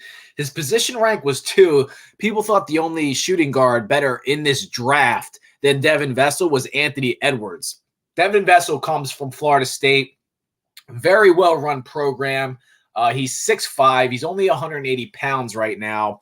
And it's been reported that he has around a 7-foot wingspan. 3-and-D potential guy. Doesn't have really traditional shooting mechanics, but he was 42% from 3 on 168 attempts from college. He's very disruptive on the defensive end of the floor, 2 steals a game, 1.3 blocks per 40 minutes. And he chased around point guards and shooting guards most of the time and could stay with the point guards even at his size. He's able to he has good shot creation. He has more potential at that than most guys that you would draft to be 3-and-D guys. He's improving as a ball handler. He can play in the pick and roll, and he can shoot the mid-range shot. He is a high IQ player, and you could tell because he plays at Florida State, but his game's still kind of a work in progress at both ends. Sometimes it moves a little bit too quickly for him. He's an average passer, so if you're looking him to be the main playmaker on your team, he's not going to be that. So we're going to see when he gets to the NBA level kind of how his instincts shape up, how his awareness defensively comes together. But the reason they got him is he is really a true 3-and-D shooting guard in this draft, and that's kind of what the Spurs go for and how they draft. They want guys that fit into a system, that don't need the ball in their hands, that can catch the ball, around screens and pull up for a shot, and that give effort on the defensive end. And Popovich always coaches that, and that's how they drafted. So perfect fit. In my opinion, for San Antonio. And if you were just watching prior to this, that is who I thought could go. We're still waiting to see Sadiq Bey come off the board, and he's probably going to be the next power forward that does. The next team on the clock is the Sacramento Kings, who are going to be a very interesting team this year. So they just made a trade recently, and they got rid of Bogdan Bogdanovic, and he's going over to the Bucks. And they got some guys back in return. I think one of them was DiVincenzo, which I think, if you watched DiVincenzo last year, he really improved throughout the year. I thought he was going to be good. I really wanted the Sixers to take him last year. The Kings got Dante DiVincenzo, DJ Wilson, and Ersan Ilyasova. And the Bucks also got, by the way, Drew Holiday. So the Kings are Very interesting because they have a lot of young talent already. They've been building it up for years. They just got DiVincenzo. Buddy Hield's still there. De'Aaron Fox is still there. Marvin Bagley's still there. Jabari Parker's there. Harrison Barnes is there. They got a lot of guys. They got guys that can shoot. They got guys that can get up and down the floor. They got guys that can play defense. You would think that they might try to go for someone with a defensive presence here. Bagley's there, but they don't have like a true center. They use Rashawn Holmes at times. They use Alex Len at times. They bring a guy off the bench at power forward to shoot. I forget, he's the European guy. So if I'm the Sacramento Kings right now, I'm looking for a guy that can kind of get up and down the floor with the rest of my guys and give me some presence on the defensive end. I go with Precious Achiuwa right here at the power forward that is coming out of Memphis, 6'9", 225 pounds. So we'll see which direction they go with that. Aaron Nesmith's still on the board if they want a shooter. They're not going to go with a point guard. Now, if they think they're going to trade Buddy Hield, and he, wants out of Sacramento, there's a whole different conversation going on. But they got De'Aaron Fox. They got Buddy Hield. They got Marvin Bagley. So I don't think that you're going to see a guard taking this position. It's going to be a guy that can play next to Bagley, give you some presence there, give you a guy that can block some shots, is explosive, has a physical presence, long arms. Precious Achiuwa's got a 7'2" wingspan, big hands, grab and go potential with the ball. He's a guy who can get up and down the floor. And he actually, he's a poor free throw shooter, but he made 33% of his three-point attempts at Memphis. So he can shoot the ball a little bit. You don't really need him to do that. They just need kind of that presence right now. So we'll see. He's a versatile defender, and that's really what they need at this point at that position. So the Sacramento Kings. Looks like they picked. Hold on.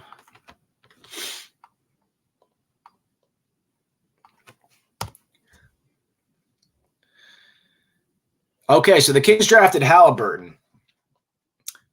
A little bit odd. Not sure what they think they're getting from that, to be honest. They already have a point guard. They can get up and down the floor. Maybe they're looking to make a trade and trade Buddy Hield. I don't know. So let's talk about Halliburton. He's 6'5", 175 pounds. He's coming into a Sacramento team that already has De'Aaron Fox at point guard. He's got a 6'7" wingspan. He's a great defender that is able to switch because of his size.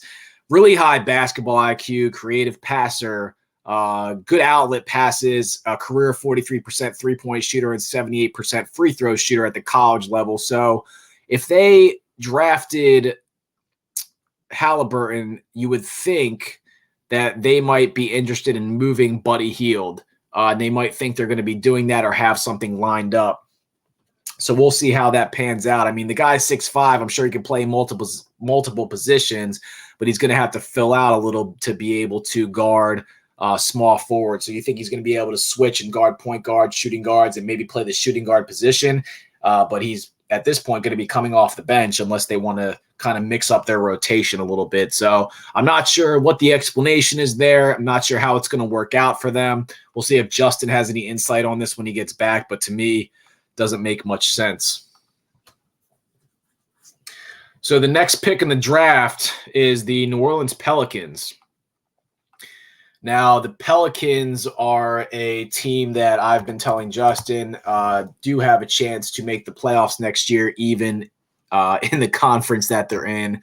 Zion Williamson's going to play a full season. He's going to give you 25 points and probably 12 rebounds if he's playing full time. They got Lonzo Ball, Brandon Ingram, a true scorer.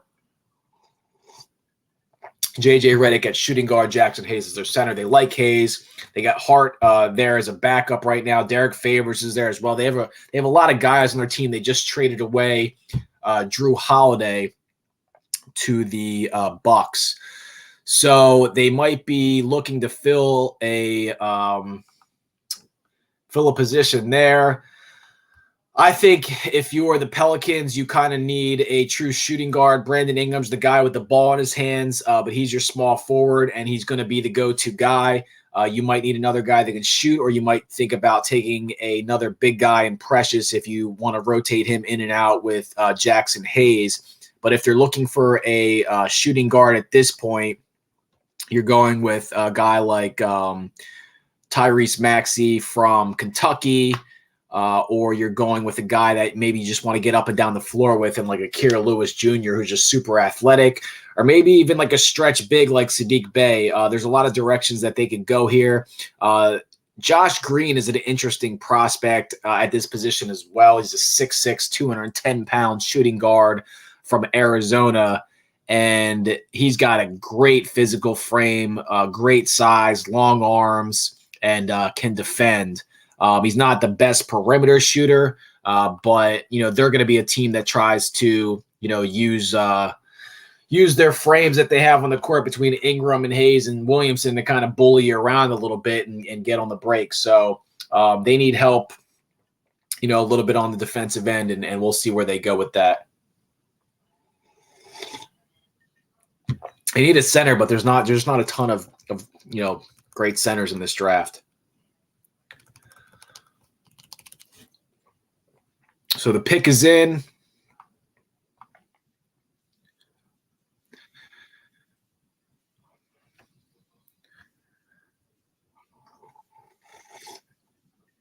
You might see Kira Lewis Jr. go here. Wouldn't be surprised.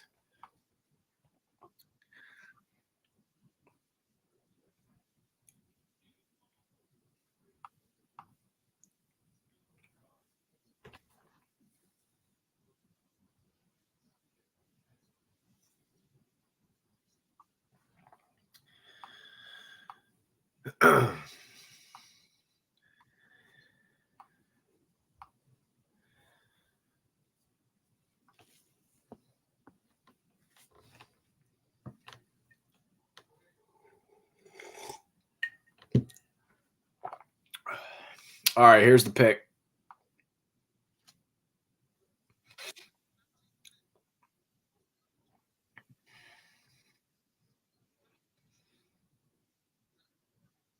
Okay. So just as I said a second ago, Kira Lewis Jr., just a guy that really is the quickest player in the draft. Think De'Aaron Fox, 6'3", 165 pounds, has a frame to fill out. One of the quickest players in the draft. He can change speeds, kind of in the way you see Ja Morant do it. Doesn't really need a ball screen. I mean, he can go one-on-one with just about anybody and blow by him. He's got a good Euro step. His perimeter shooting's improved, and he shoots 36% right now. He's got a small frame. He's got to fill that out. It shows up on the defensive end of the floor. He can kind of get pushed around a little bit and driven by, but he is fast. He's got good feet. He's not a great finisher, and he's right-hand dominant at the rim, so NBA players will be able to pick up on that, and he's kind of still trying to find a balance between scoring and playmaking. But when you got speed in the NBA, realistically, you can fit on any roster, and with them trading Drew Holiday away, it makes sense. The only other point guard at their team at this point is Lonzo Ball, and it just looks like they don't want Lonzo starting. So it says a lot about Lonzo, to be honest.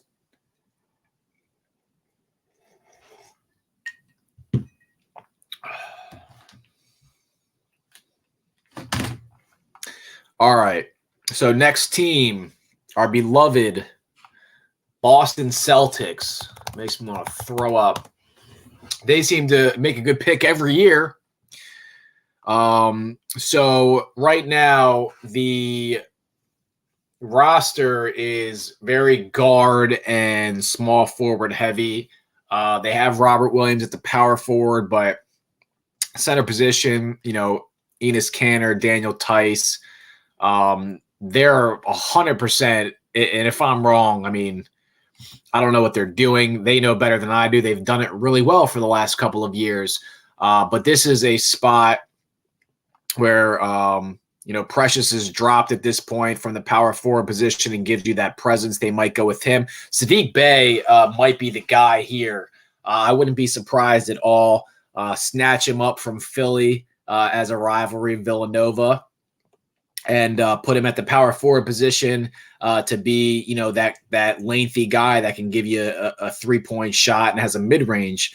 Sadiq Bey would fill out that roster well. Precious would fill out the roster well. Both power forwards, both do different things.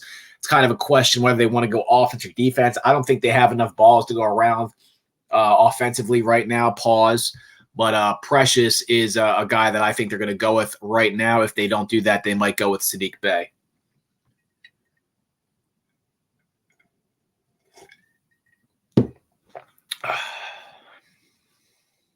So Boston's on the clock. They got about a minute 40 left.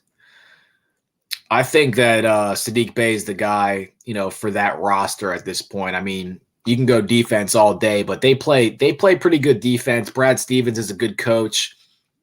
Stretch 4 would be a perfect fit for them. They just don't have that. So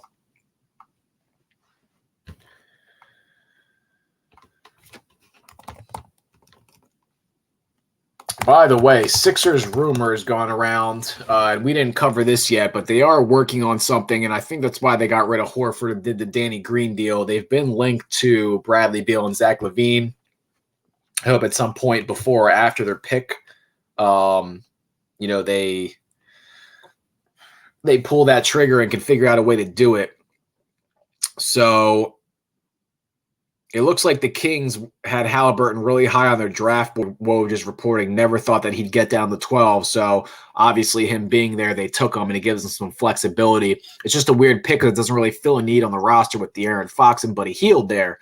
But maybe they're looking to make a trade. So your next couple picks are going to be the Celtics, the Magic, the Trailblazers, and the Timberwolves. Always curious to see what the Celtics do because they whoop our ass every year. So I think the pick for them, again, they're guard heavy. They have Tatum as a small forward. You don't want to really cut into his minutes. They're looking to trade Hayward, but I don't think they've done that yet. So I think it's going to be Precious Achiuwa to fill out that defensive presence down low, or they're going to go with Sadiq Bey to give them a stretch 4. They're excited with who's ever there. There's some guys that have dropped down. So it looks like the pick is in.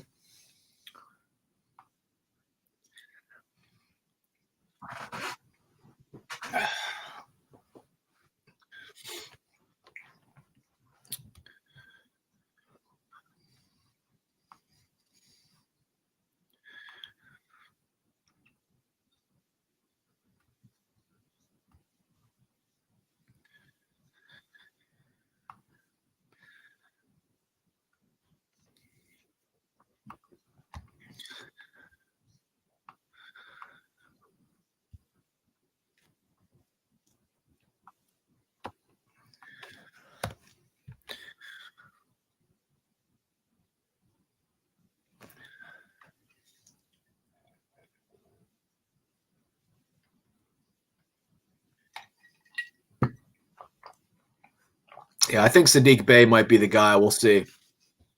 Pick is in.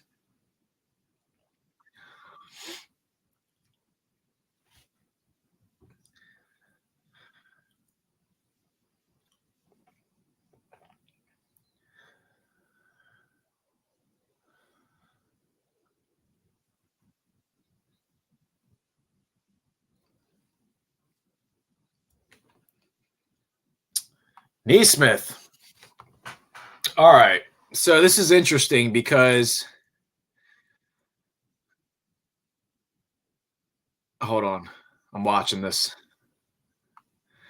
Looks like he knew he was going to the Celtics. He's got a green suit on. All right. So Neesmith was considered probably the best shooter in the draft, just taken by the Boston Celtics. And there were some big guys on the board that kind of fit. It's interesting they went that direction. He's projected to be a small forward in the NBA. He's 6'6", so he's probably going to be a small forward. He's from Vanderbilt, and he's the guy that everybody's talking about because he's an 83% free throw shooter, and he converted on 50% of his threes in 14 games this year. So, that's a guy you want on the floor, obviously. The thing is, he's a small forward. He's not going to be at 6'6", 213, a shooting guard more than likely. He's not a guy that's an elite dribbler, an elite playmaker, or anything like that. He only played 14 games. He had a stress fracture in his foot, and the team played kind of a week out of conference schedule. Now, anybody that can hit 50%, I don't care if it's a weak schedule or not, if you're standing in a game and you can hit 50%, but he's not a shot creator, and they already have Jason Tatum as the small forward. So I'm not sure, he might have just been the best guy on their board, and maybe, the Celtics are already guard and forward heavy. They just go best available every single year. Maybe they have a trade lined up for him. I'm not sure, but I really thought that they might go with a guy like Saddiq Bey there. So that lines us up for the Orlando Magic, who need just about everything every year. So, interesting, Nesmith to the Boston Celtics. So Orlando's roster is made up, obviously, of Aaron Gordon, who most of us know as a player, but also mostly from the dunk contest. Vukovic, Bamba, Jonathan Isaac, and obviously Markelle Fultz. They really can go with whoever they think the best player is. They don't have a guy that is really just like a game-changing player. I think the only position they don't go with is like the power forward position.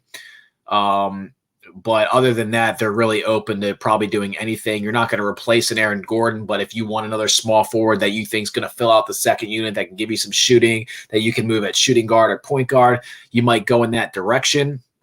I don't think Saddiq Bey is the option here just because of the position that he plays. I wouldn't be surprised if they go with like a true point guard or just another another big man to kind of play next to Vukovic. So options at this point, you got shooting guard, Tyrese Maxey's still there from Kentucky. You have Josh Green, which I was just talking about earlier, just could be a surprise pick out of Arizona. And then you had some interesting prospects. You're starting to get into, the second round guys that maybe, it's time for teams that if they're going to reach and they like a guy, they're going to start reaching. So you might have some surprise picks coming up. RJ Hampton's still there. Saddiq Bey's still there. Cole Anthony's still there. Theo Meladon's still there from France. But Orlando just needs everything. So I couldn't tell you what Orlando is going to do. It looks like the pick is in. So obviously they had a guy on the board that they liked, and that's where they're going. Sixers not too far, guys. Not too far. We are 6 picks out from the 76ers pick. It's crazy to think that Dallas has 18 and picks before us. Miami has 20 and picks before us. Portland and the Sixers just got swept in the first round. It's unbelievable.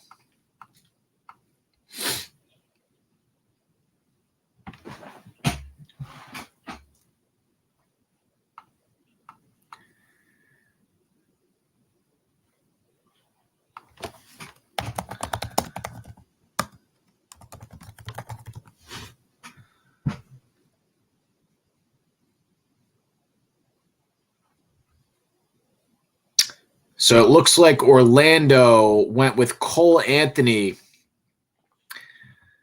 I don't think you can go wrong with Cole Anthony. He's a point guard out of North Carolina, 6'3", 190 pounds. Obviously, anybody who plays for Roy Williams is going to be looked at. They obviously aren't – what's that? Detroit just picked Isaiah Stewart. Okay, how far ahead are you from me? Pick 16. Okay, so the Trailblazers traded their pick?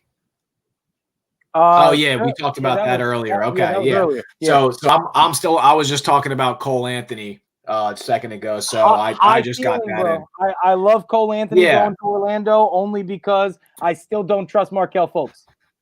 Yeah, so that's what I was just gonna say. So that tells you everything you need to know about what the franchise thinks about Markelle Fultz. Everybody's like, "Oh, he's reviving his career in Orlando." It's like, "Oh, well, they just took a point guard, so they must not think highly of what he's doing over there." Did you get my text about the trade for 17?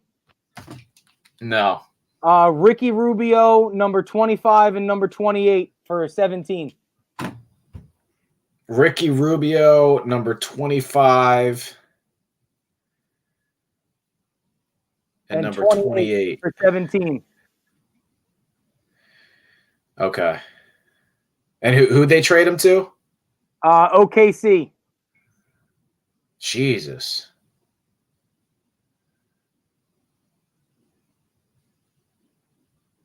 I want to talk too real quick before the next pick comes in. Halliburton to the Kings. I absolutely love him and De'Aaron Fox. But if he that doesn't. I understood the Vessel pick to the Spurs. I thought that was going to happen. I understand Kira Lewis to the Pelicans because they just traded Drew Holiday. Tell me why? Because they have De'Aaron Fox, Buddy Hield. I mean, it doesn't make any sense to me. They got guards. So more than likely, Buddy Hield's not going to be in a Kings uniform come the start of the season. That's what I was. But Buddy Hield next to James Harden, Bradley Beal, and Zach LaVine has had more trade talk about him this offseason than anybody else. And again, Buddy Hield can play the three. So you can have Halliburton on the floor with Hield and De'Aaron Fox saying you don't move Hield. Buddy Hield can be a catch-and-shoot wing player playing at the three. Okay. So that makes sense. So moving on to the Pelicans real quick, I thought they might go with Lewis. I thought he was the best point guard available, and I loved his potential running up and down the floor with Kyra Lewis. Fastest point guard in the draft by far, changes directions like John Moran, gets up and down the floor like De'Aaron Fox, and now it also tells you what the Pelicans think of starting Lonzo Ball after trading away Drew Holiday. He's just not the guy. They consider Lonzo Ball a backup. That's what he's going to be in the NBA. So you put Kira Lewis in.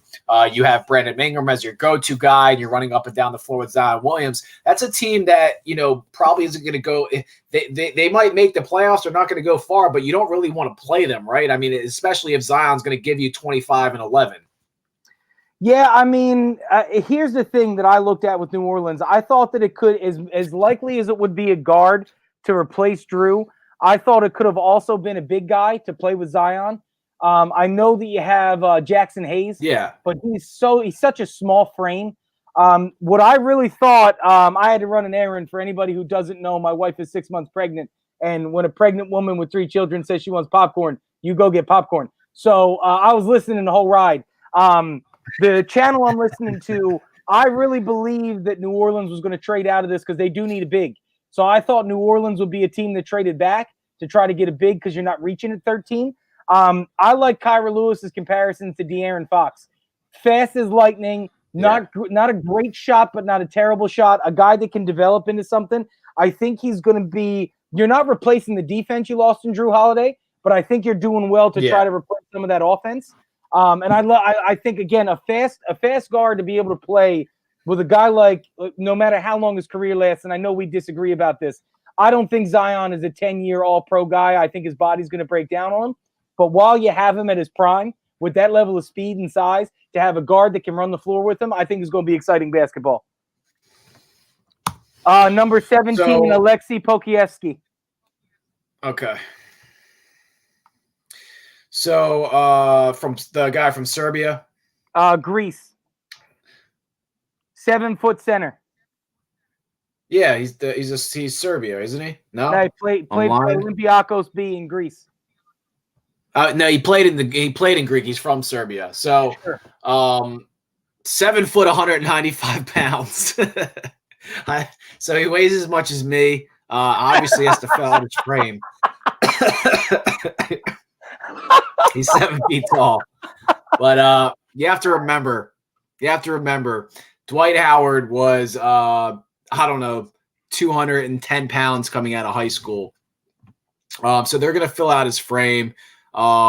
this guy was projected to go in the late first round, so it's kind of where he was projected to go. And apparently he's got a 7'3" wingspan and a 9'1" standing reach. They say he's pretty smooth for his size. I haven't seen a lot of tape on him. He doesn't turn 19 until late December, so the season's going to start. He's just going to be turning 19, so a lot of upside there, and that's probably why they took him. Yeah, and I think you kind of saw this out of OKC. The reason why they jumped up is they wanted to beat Dallas. It's been said for about the last 45 minutes to an hour, Dallas was taking this guy. Mark Cuban and the shooting. Yeah, of course. The overseas guys, yeah.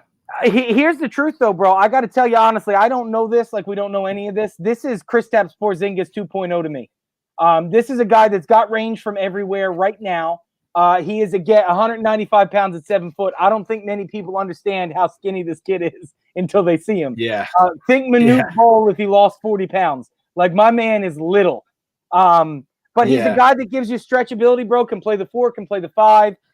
I think that his closest comparison, both coming out and his peak, is going to be Kristaps Porzingis. But with such a slight frame, just like Kristaps, bro, you got to be concerned with injury.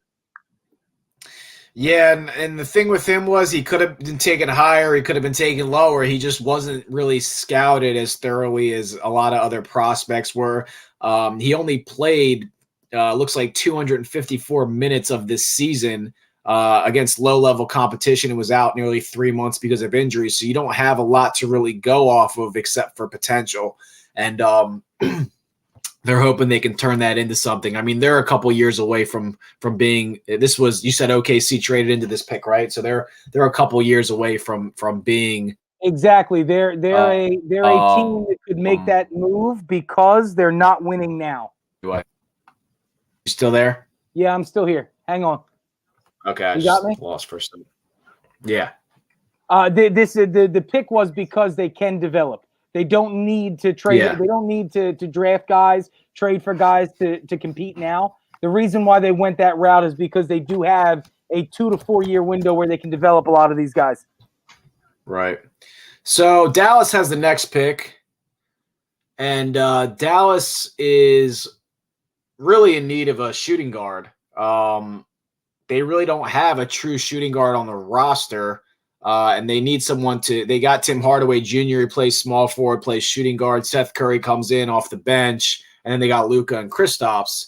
But they don't really have – they got, Finney Smith still kind of more of a small forward than anything. Justin Jackson, small forward, Wright's a point guard. They need that true – I can start, I can play on this roster for a bunch of, for some time and take a little bit of pressure off Luka's shooting guard. Am I wrong? No, I agree with you. But who's there? Who do you take? Maxi's still there from Kentucky. Not going to give you really like the range that some other guys have, but he made 29% of his threes, but he was also streaky. He has a low release point. He's got a really good he's just not a great playmaker, but Luka's there to make plays for you. So if they think he can be there and be streaky and teach them some stuff, they might go with him. There's a guy out of Arizona that I like as well, Josh Green, 6'6", 210 pounds, good size. But he's also not the most dynamic perimeter shooter, but he is a 3-and-D guy. Josh Green. Okay. So what a call, live time, brother. Yeah, so Josh Green is he's a big boy, man. He's already kind of got an NBA body. He doesn't have a lot of weight to put on. He's a good defender.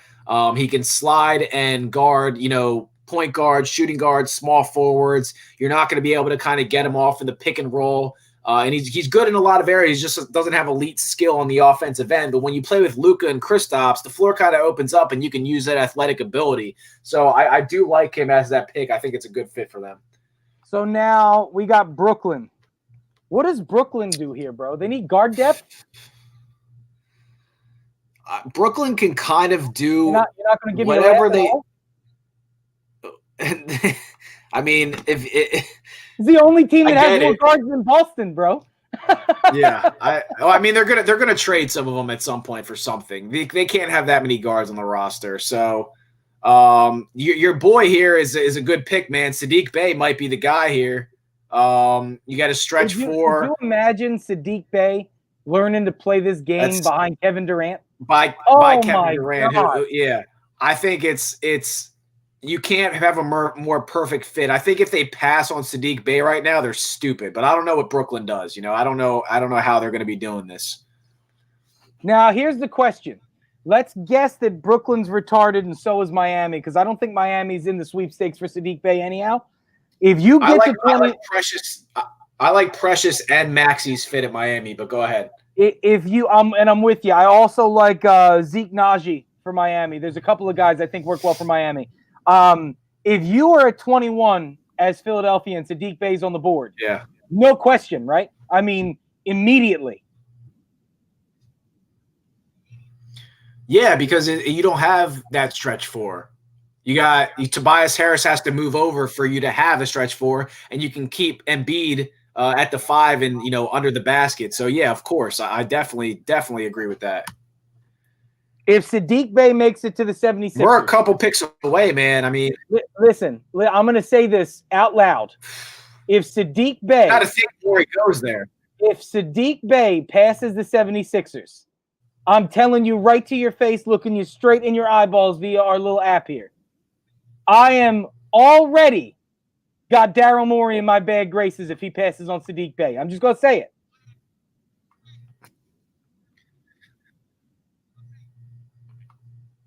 Yeah, I mean, you don't pass on Brooklyn. Sadiq Bey. Brooklyn just that's the position you need, really. I mean, Brooklyn just traded their pick to Detroit. Okay, Detroit's not in the running for a power forward, so I don't think Bay's the pick here. Maxey maybe, unless you're gonna start seeing guys go that were projected second round picks at this point as well. So I wouldn't be surprised, but they like someone, and that's obviously why they moved up.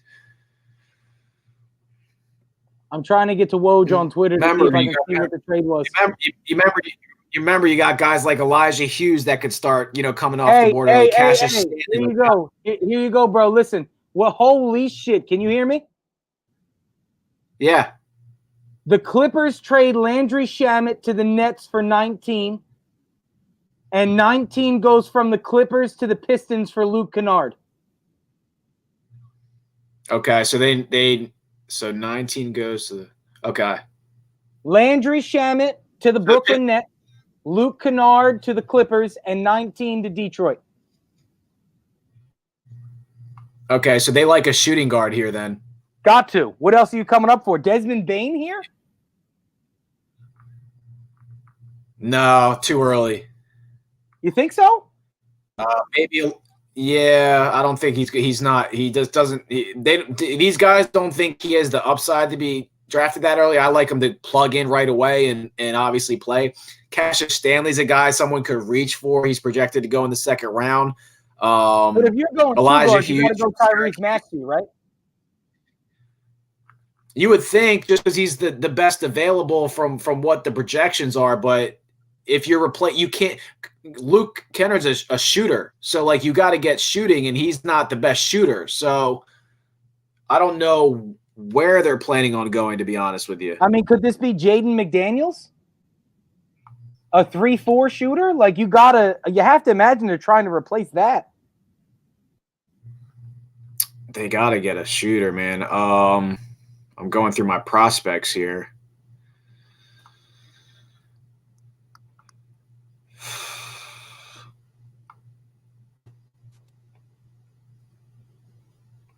I mean, Kennard's a great shooter, so it's like if you're trying to replace that, you almost have to go into the second round to get it. So Desmond Bane, now that you said it, kind of makes sense. I just think it's too early to do that. I don't disagree. So Desmond Bane in every mock I looked at was 28 to the middle of the second round.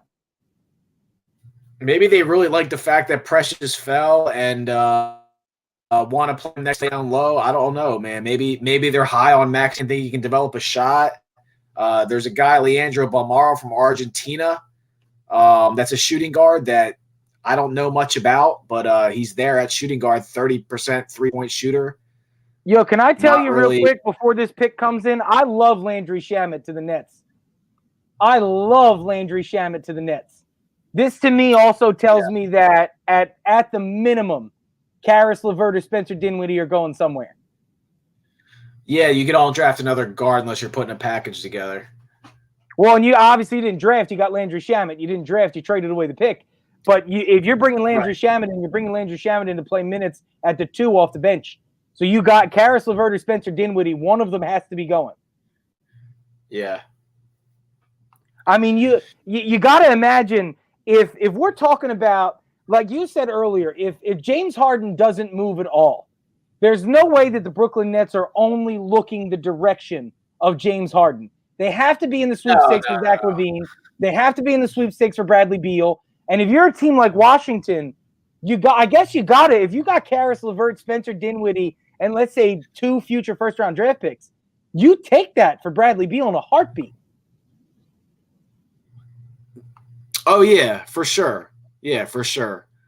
I'm just trying to figure out what they could be doing with this pick. RJ Hampton's kind of – You know what else this could be? I know we talked earlier about point guard for Detroit, and you've got Derrick Rose.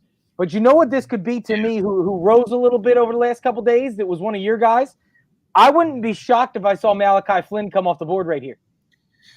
Yeah, I like him too. I think it's too early for him, and he plays a lot like Rose does, in a little bit smaller of a frame even. Maxey slid down the board. I can't imagine that teams that need a shooting guard are going to keep passing up on him, even if he's not the greatest 3-point shooter. So we'll see what Detroit does here. I can't believe it took us until the high teens to start getting trades, bro. This is wild. Yeah, it's weird. You thought trades were going to be early, and then people were going to sit in their late positions and take the bottom of the draft. But Luke Kennard to the Clippers, 6-man. Who's their shooting guard? Paul George. Paul George, Kawhi. Yeah. No, I mean, I guess technically. Oh, God damn it! Detroit. What they do? Bay. Okay, so they moved up because they were like, we gotta grab him. It doesn't fit as well as you. He's gonna take Blake Griffin's minutes off the bench. He's not gonna start right away, or they wouldn't have. They traded up to get him obviously because they like him, but Blake Griffin's the starter there and he's the power forward. So unless you think you're gonna move Saddiq Bey to small forward and have them play together, he's not gonna see the floor much unless it's Blake Griffin's off the floor. Unless Saddiq Bey plays your 2-3 instead of a 3-4.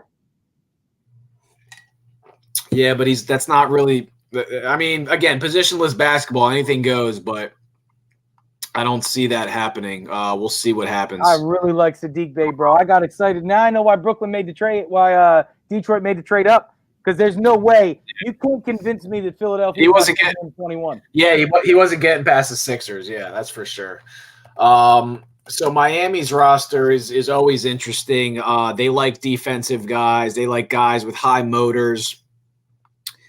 And who do you think they go with here? Well, so we got to agree, I assume, Hero is your 2 for the foreseeable future. He's undersized to play your 3, plus Jimmy's not good at the 4. So that's your 2. I like a point guard here. I know that Goran Dragic is the guy that looked great when he came back from injury against the Lakers. But Goran Dragic is 33. This is another spot for me, man. I love Malachi Flynn. I think seeing a guy like Malachi Flynn go play behind a guy like Goran Dragic and have a guy with a motor and the work ethic of Jimmy Butler, I think you have a gigantic ceiling for him. I don't know that there's a player right now that's going to make Miami better today. So for me, you take the highest ceiling and something you're going to need. There's no point in Maxey. You already have a 2 and a 3 in Jimmy Butler and Tyler Hero. You need a guard or a big to play the 4. So I like Zeke Naji to play the 4. I like Jaden McDaniels maybe to play the 4. There's guys that are on my board that I don't hate there, but I think this would be a great landing spot for Malachi Flynn. Yeah, it's going to be interesting to see whether Miami goes offense or defense because they really didn't have an issue on either end of the floor. There's just some take and give with whoever they had on the floor at the time. But there's two guys that have fallen, and those two guys at this point, or three guys really, but the two main guys are Tyrese Maxey from Kentucky, and they're going to like getting Kentucky guys. So I think he might actually go here just to give you some depth off the bench. He's obviously not going to start there. Or Precious Achiuwa to take Bam's minutes. I think at this point, if you're Miami, your starting five is filled out, right? So you want a guy that can come in on the second unit with a Duncan Robinson. I wouldn't be surprised if they went point guard, but there's so many guys that have fallen that are good defenders. Who is your third guy that fell? The third guy was going to be R.J. Hampton, but people don't really know what they think of him. So it's not really a fall. It's kind of like this is where he's around where he should be picked. Tyrese Maxey and Precious Achiuwa are the guys that have really fallen, and they play power forward and shooting guard positions, which they have all five positions, just so they're looking to round out a second unit. So I wouldn't be surprised. So they have I guess technically they don't have a four, but Jay Crowder comes in small sometimes, gives you that. Bam Adebayo's you're just big, but then they play kind of positionless. They don't really have like a true four. I like Precious here, bro. If you can keep Bam at the five, I like Precious to come in and play the four. I do. But I kind of agree with what you're talking about Miami's outlook is. Miami's outlook has got to be a guy to run the second unit. And again, a guy like Tyrese Maxey doesn't not give you that, but Tyrese Maxey's a shooter. He is a pure two guard. He is not a combo guard. That's why I say a guy like Malachi Flynn, I think, is perfect here. I mean, I wouldn't be surprised with Spo. I wouldn't be surprised if you got Desmond Bane right here. Listen, they might really want just a point guard right now to come in and run the second unit because Dragic goes off the floor and some of that playmaking goes off if you sit Butler with him. For sure. And I think Malachi Flynn's a guy with a high enough ceiling to go with. And again, Desmond Bane is a two guard. He's not a great combo guard. He's more of a guard forward combo. But I could see with the level of coaching they've got down there and having a guy like Jimmy Butler, bringing in a guy like Desmond Bane to be able to play with Jimmy Butler and play behind him and learn from him, again, I think is a way you look. If you asked me to bet a nickel on this, I would say it's a point guard. And if I had to pick a guy, I'd say it's Malachi Flynn. I think they might reach and go with Cassius Winston, but we'll see where they go. Talk about a reach. Now, Malachi Flynn's kind of a reach at this point, too. Nico Mannion's still there. Off the boards the last 5 days, bro. Malachi Flynn went from middle of the second round. I had him on some mocks I was looking at today as high as 19 to Brooklyn because Brooklyn was involved in those trade talks, getting rid of all those guards. Yeah. Yeah, I mean, I wouldn't be surprised. They can go any position. What is your favorite pick so far? Obi Toppin to New York. I'm with you, I think. Just the fit that exists. I love that pick for them. Yeah, especially when you get fans back in the stadium, especially. It's like that's what he plays. I think he's going to be electrifying in New York, bro. Yeah, yeah. Once we get past this Sixers pick, since we're going over 2 hours here, let's wrap this shit up. Yeah, for sure. For sure. What is Miami going to do? Is Miami a potential trade out here? No, I don't think so. They're going to stay put. Oh, there it is. Precious, okay. Makes sense. So they're gonna play them next to each other sometimes. They're gonna be able to play Bam and him next to each other, but realistically, he's probably gonna come off and give Bam the breathers he needs and be able to bring you defensive intensity, be able to keep it up the same way Bam does. They're gonna turn him into that prototype power forward center, smaller kind of guy. They're gonna be able to extend his shot, and it's a good fit for Miami. And he fell, and trust me, they're pumped that he fell the way he did. You don't think Precious is a plug-in right at the four, right to start? It depends if you want to play him and Bam together and how much spacing you need on the floor and who's going to be starting next year. They're kind of like the same position, same height, same athletic ability, except Precious can't shoot and Bam can. So you're going to have to, Precious he will shoot, but he's not an efficient shooter. So I think he's more of a plug-in off the second unit guy. They're both like 6'9" guys. I don't think they're going to start together. He's got a 7'2" wingspan. He's got an NBA body, bro. 6'9", 225. Yeah, maybe. I mean, they don't have a true center, so it's possible. They just like to they don't really they play positionless for a lot of the game. Is this a commitment by Miami to go small? I mean, but the issue is you can say that, but there's not really like a 7-footer right now that you dig into the draft and that they liked and they loved and they were like, oh, I got to take this guy. He's big. He's big presence. Like they don't really have that guy, so they don't reach. Miami doesn't reach. They're like, if a guy's going to fill out my second unit. Fuck Miami before this pick comes in. So the Sixers. So the stories came out today that they made a commitment to Isaiah Joe, 2-guard. We've got Tyrese Maxey still on the board. You and I have talked a lot about Desmond Bane. Where do they go? I mean, I know we both like Bane and think he fits in perfectly. I don't know where you heard about the commitment to Isaiah Joe, but they're saying that he might be able, be possibly the best shooter in the draft. And if they think he's the best pure shooter in the draft, even though his percentage didn't show it, then Daryl Morey is going to take him. That's what we do know. So I don't really know where they're going to go. I'm asking Aaron Barrison with his general manager hat on, if you were picking a pure 2-guard out of this draft and you have Tyrese Maxey and you have Isaiah Joe, which direction do you go? You can't pick Maxey with the spacing, so you got to go with Joe if you think you're going to need spacing. I mean, if Ben Simmons can't shoot, that's the problem. You would take Maxey if Ben Simmons could shoot, but he can't. So we know how you feel about Ben's shot, Aaron.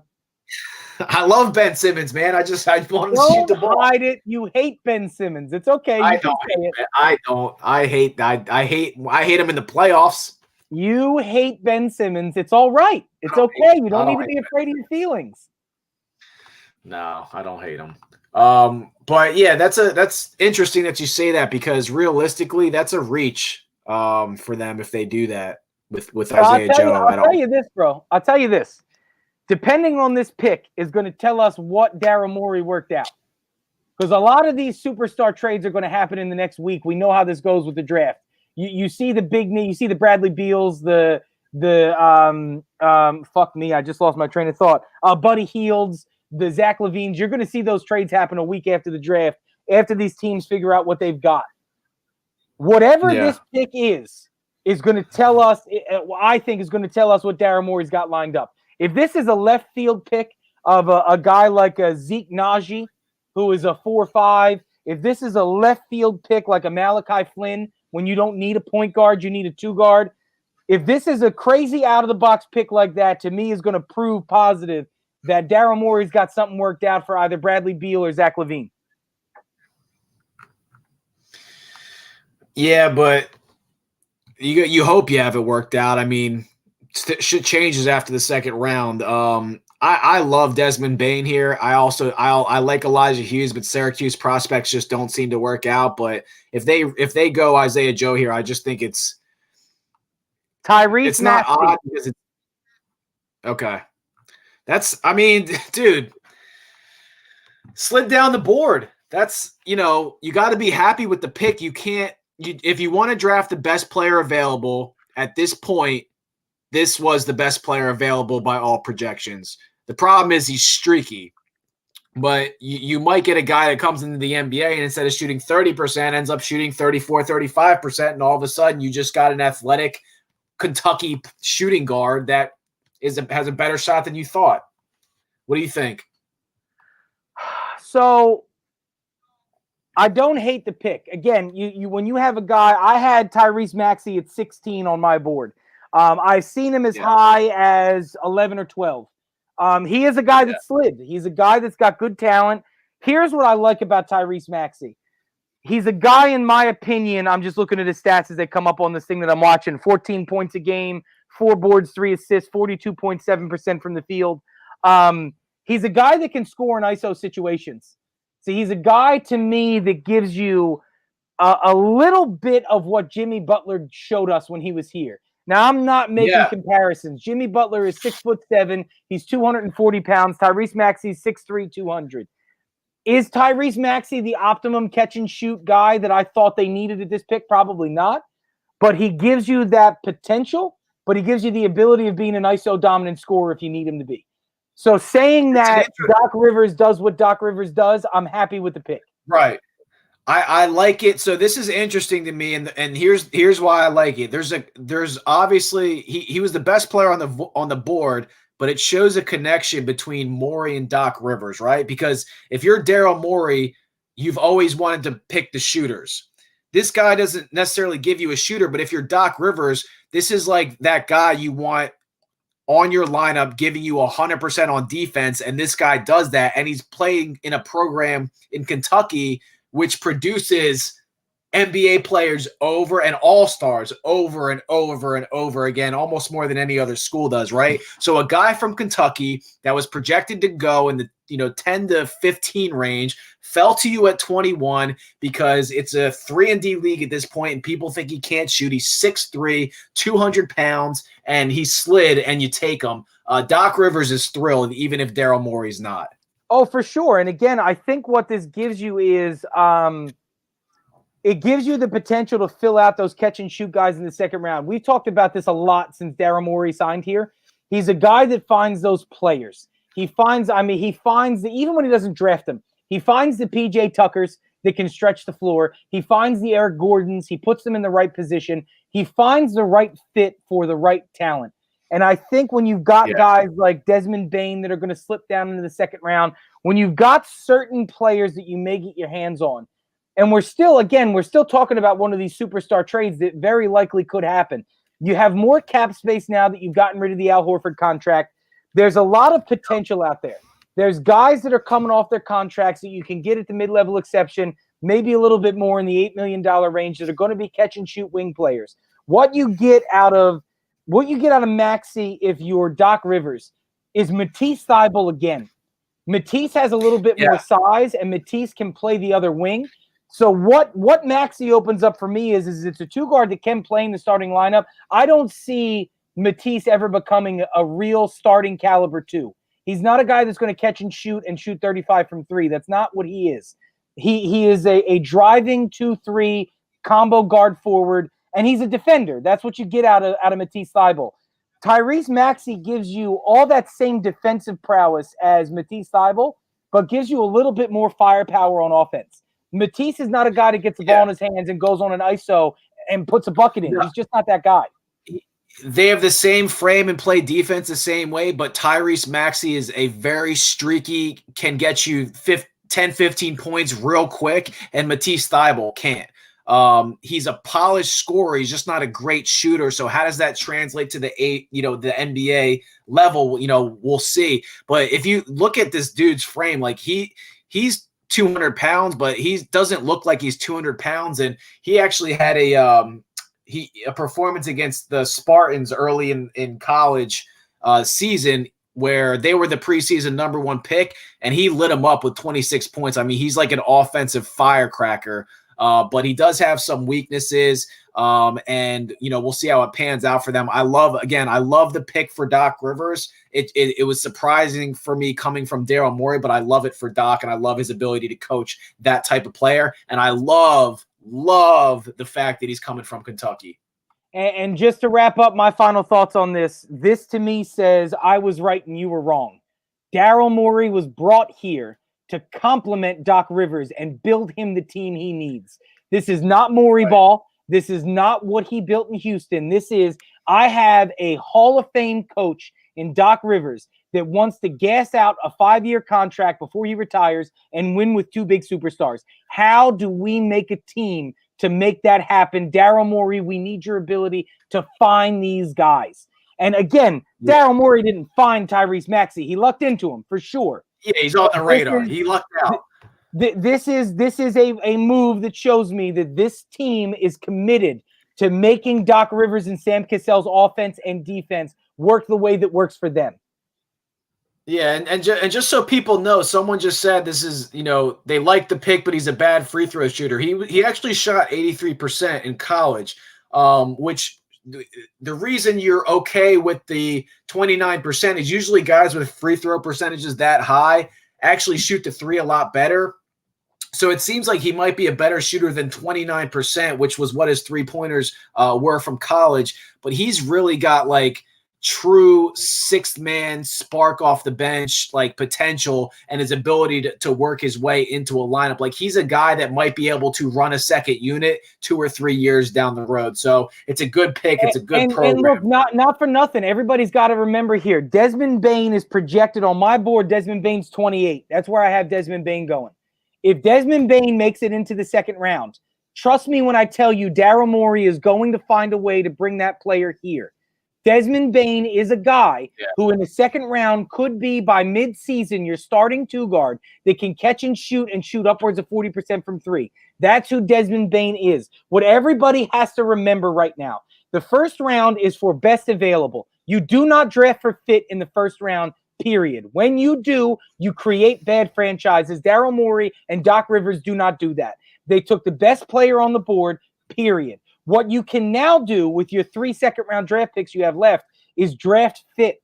And I promise you there's going to be guys that come out of the second round having that front office and that coaching staff that are going to surprise us this year. So as much as I understand Maxi's fit is not exactly what we were looking for, they took the best player on the board.